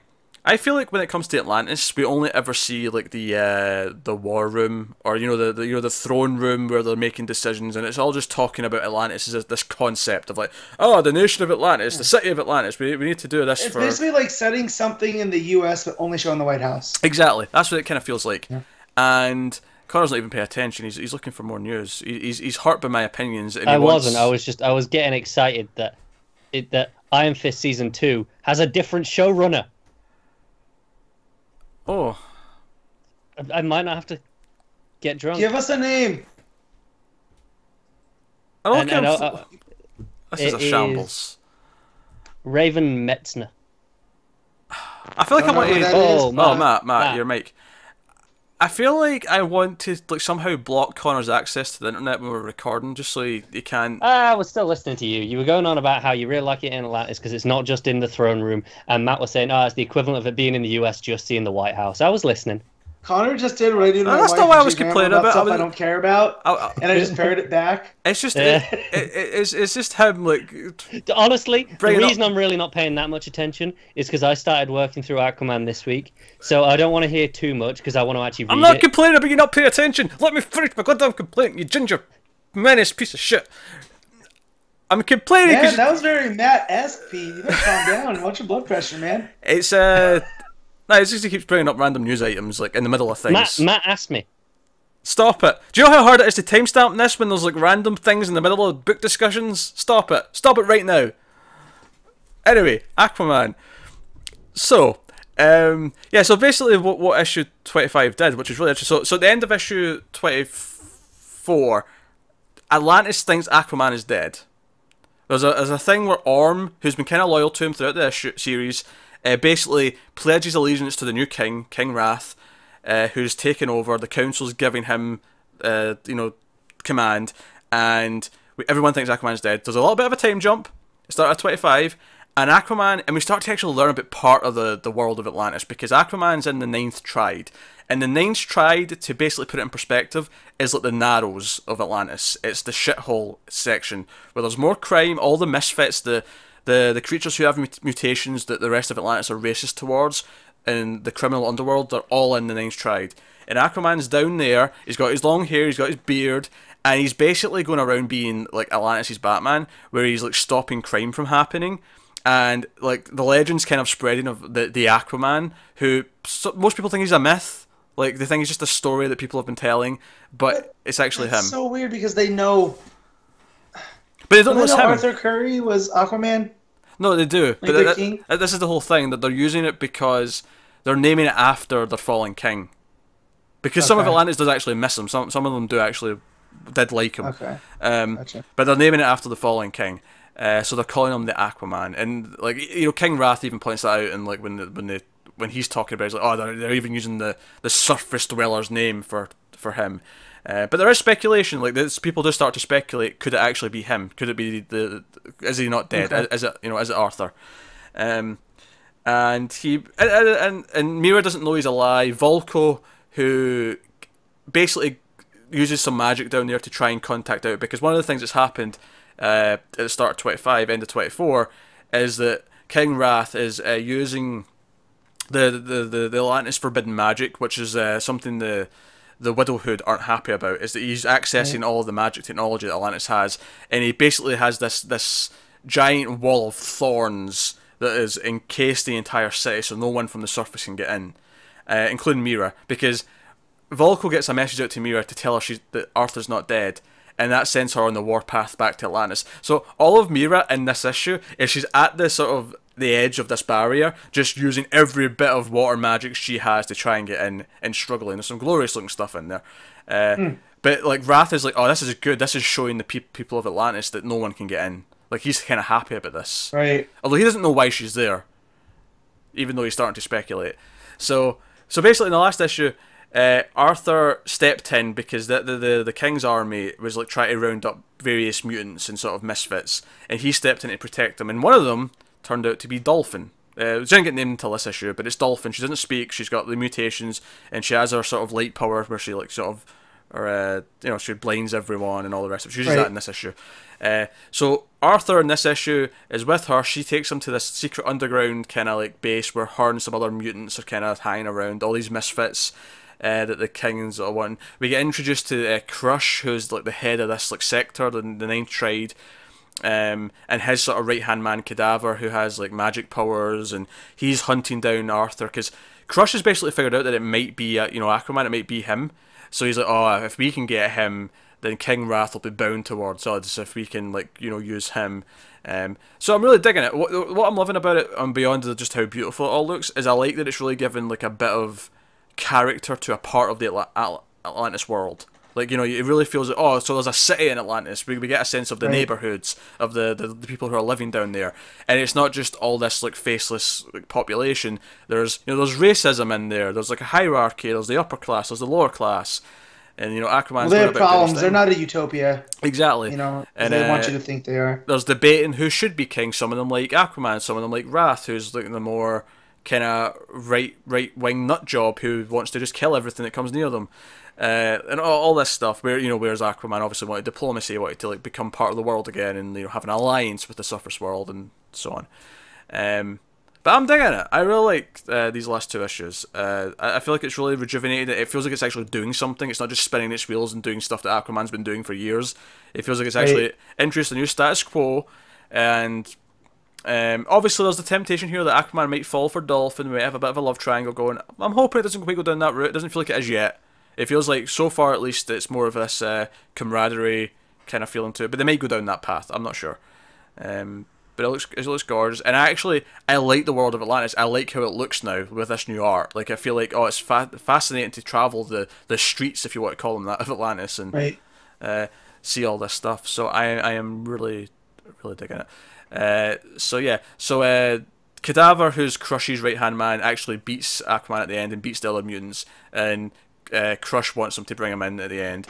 It's also worth mentioning that all the people in the Ninth Trade are referred to as the Hadelin, which is kind of like the, I guess, the scum or the lowest class kind of thing. Joe, I was reading, because that was brought up early in the run, like in the stuff that we read before. Yeah. They were saying it literally translates to bottom feeders, because they eat all the scraps that get thrown down from the higher levels, but it's not seen as an insult, because they're seen as they're keeping the oceans clean. Yeah, yeah. It kind of gets used as an insult here, though. Like the way they kind of like shout it at them, like you Haddle and come. Like they definitely see them as lower class. There's definitely an element of that to it. It definitely feels that way when they're talking. Well, and I'm sure they've tried to take that phrase back. You know, like, they kind of use it kind of themselves as kind of like you know, camaraderie. There's some kind commentary of thing that we could use in this country. You know, like there's commentary, absolutely. Yeah. So also, when you're talking about the mutants and stuff, I was in Dark Knight Returns vibes. How Bruce goes in to fight the mutants and their leader. Yeah, although in this case, the mutants here are actually the good characters. They're kind of like the misfits that society's mistreating. Because that's what I think. I'm just saying. Is the army in the last issue tried to arrest Dolphin because she's a mutant. It's like, oh no, it almost had like a, you're going to the concentration camp kind of vibe to it. So it feels like they're in a dictatorship, and like Arthur's going to have to build up and like fight back from within, and ultimately get back to power somehow. But it feels like it's doing something. It feels like it's actually got a direction, an aim. It's interesting. It feels like it's building Atlantis its own world. I'm digging it. I actually really like these last 2 issues. So, and then the art definitely elevates it. It's gorgeous, gorgeous stuff. Everything's like a painting. It's beautiful. So, I thoroughly recommend even if you want to just jump in at like 25. Although I'd recommend reading maybe the H2.0 arc, especially if you read the Deadwater arc. And maybe at least read the 2 issues before 25. Even though they're not as good, they do set up all of the... contextually, they just set up everything up. Like, the situation we're in now. Even though I do like the idea that it starts at 25, where Aquaman, like, this vigilante in Atlantis is kind of a myth. I was really digging that vibe. So, no, Aquaman. Back on top form. It's good stuff. I recommend it. Alright. I'll probably be there for next month. Cool, yeah, I'll have someone to talk to next month, hopefully. So, good stuff. So that is an end to our books, which leads us to our favourites of the week. Now, before we do our favourites, I'll do the patrons' favourites from last week. They vote, of course. One of the perks on Patreon is you get to vote each week on what the best books of the week are. So let me just have a look here and see what they picked from last week. Their best book from last week was in fact Detective Comics. So that's what they picked for best book. Whereas at least 2 of us picked action. I don't know if all 3 of us did. I can't remember. I don't think that was a unanimous pick. Yeah, I think you picked something else. I think I picked something else. Yeah, you picked Wonder Woman. It was Wonder Woman you picked. There you go. That was what you picked. Sounds about right. Best art, however, did go to Wonder Woman, in fact. So that's the thing. And then best cover, and I think we all picked Flash, if I remember correctly. However, they also picked Wonder Woman for cover. So there you go. That was patrons' picks for last week. The voting for this week on Patreon will be up by the end of the weekend, and then you'll have until we start recording the next episode, and that's when they'll get announced. So, but what are we picking for this week? That's a good question. So, as always, we start with best panel. Matt, you got a best panel at the ready?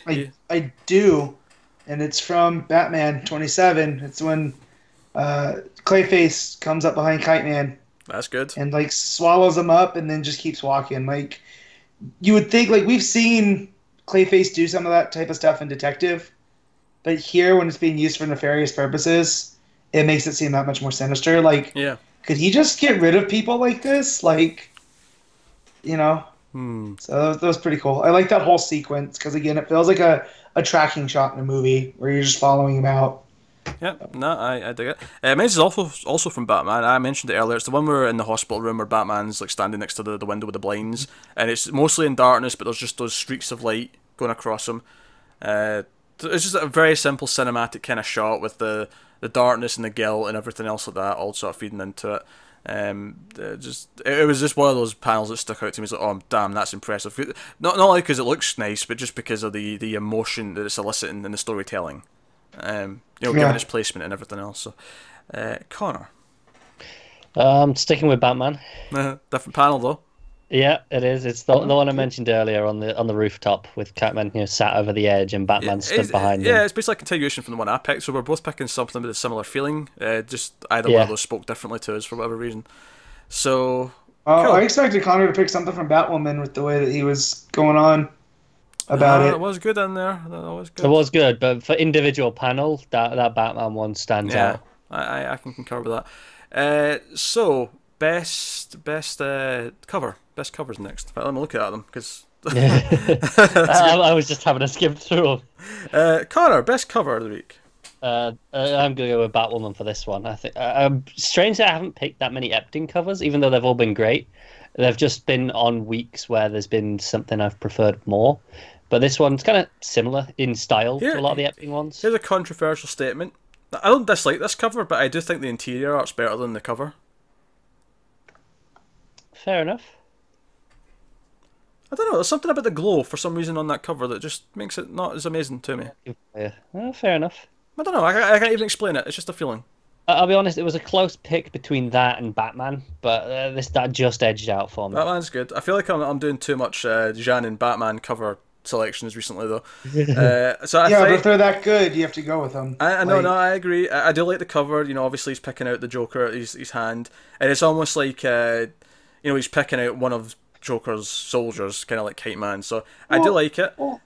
Yeah, but it's also the reverse of the last cover from War Jokes and Riddles, where it was a puzzle with the Joker's mouth. Yeah, I think that's kind of my biggest problem with that cover is it doesn't really match up to the issue for me. That's fair. Green Arrow's got a pretty cool cover with the Green Arrow. It's not the variant though. I ended up accidentally buying that twice because I had to make sure I got the Ribic variant and left Green Arrow in there, the regular cover. That's fair.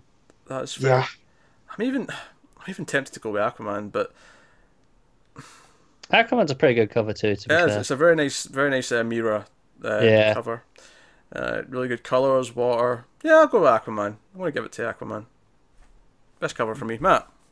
Mine's Batman because we already hinted at it. I just like that image of the Joker. I like how me and Pete were like, yeah, maybe, and we were like, we debated it, and it's just like, nah. Here's what I love. I love that in a week where Superman wasn't as hot, and this happened a couple of weeks ago as well. That Batman's cleaning up for Matt. Like Batman's just. What do you want me to do? Do you want me to be?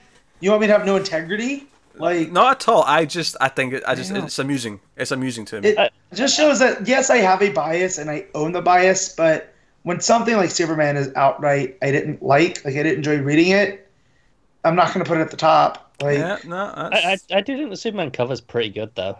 It is. It's again not as good as the variant though. The Jimenez. Me and Connor talked about before recording. It's got them as the marching band with drums and a fife. It's Lois, Clark, and John. I'm not actually. I mean, it looks nice, like it's well drawn, but I'm not actually keen on that cover as an idea. See, for what the issue was, I almost would have preferred that because that's a propaganda image and that was a propaganda comic. So that's true. All right, so that's best art of the week, and this is a fight this week. Jesus. I mean, for me, I've got Cedric and Aquaman. I've got Batwoman with hands. Now, there's no Janet on Batman, so that makes it a little bit easier. Does make it a little bit easier. To be Mann's fair, art was pretty good. Yeah, to be fair to Mann, I think he's definitely had the best sequentials in terms of flow this week. It's very good. It's just not as it's like if we're doing numbers, right? If Janen's a 10, I'm not saying he is, but let's say he is, just for the sake of this argument, he's a 10. Mann's like a solid 8.5. Yeah, I think he just kind of lacks that wow factor. Yes, very solid though. I never complain with Mann on a book. No, of course not. Actually, Super Sons had very good art. Actually, that'd probably be the other one that'd be fighting for it. I think though I'm going to have to. It's between Aquaman and Batwoman. It's tough. They're both fantastic. I'm going to go with Aquaman because I've got a feeling that Batwoman's going to be represented elsewhere. So I'm going to go say Aquaman. Glorious, beautiful stuff. Matt? Mine Super Sons. I already talked about how I missed Jimenez much. Fair pick. And we talked about that in the issue. But yeah, it's nice to have him back. I really love reading these two with his art. Fun and playful. I think where Aquaman and Batwoman are different because they're very stylistic. They're very stylistic for comic art, whereas Jimenez and Super Sons, it's just really good. It's fun. Comic book art. Like just really, what you think of as comic book looking. It looks like a comic book, but really well done comic book. Connor. You were right. Batwoman is getting represented. Yeah, I was right. But that's because I didn't read Aquaman, so I don't have to have that debate. Well, this is the funny thing. I said it was between 3 books, and those ended up being the 3 that were picked. Yeah. So that's quite amusing. But there you go. So there's our art of the week. That was a tough choice. So top 5 of the week. Here we're gonna get some top 5s. I'm gonna go to Matt to do his first because I'm most excited about where certain things place on his. Yeah, so number 1's gonna be Batman. Like, there's no hiding that whatsoever. Number 2 is Super Sons. Number 3 is Green Arrow. 4 is I didn't get this far in my thought process. I'll go Nightwing. No, Green Lantern's the Nightwing, and that means I'm leaving off Superman and Batwoman. Superman didn't make it last issue either, did it? No, that's a couple. I think so. No. Yeah, it's a couple. Again, I have a bias, but I still know what's good. Step off, haters. Connor. Yeah, okay. Batman is 1. 2, I'll give to Batwoman. 3, Super Sons, Green Lanterns, and then Nightwing. Cool. I'm also going Batman number 1. We got a unanimous pick. Batman's number 1. Hell yeah. I'll also put Batwoman number 2. I'll also put Super Sons number 3, but then I'm going to put Aquaman at number 4, and then in 5th place,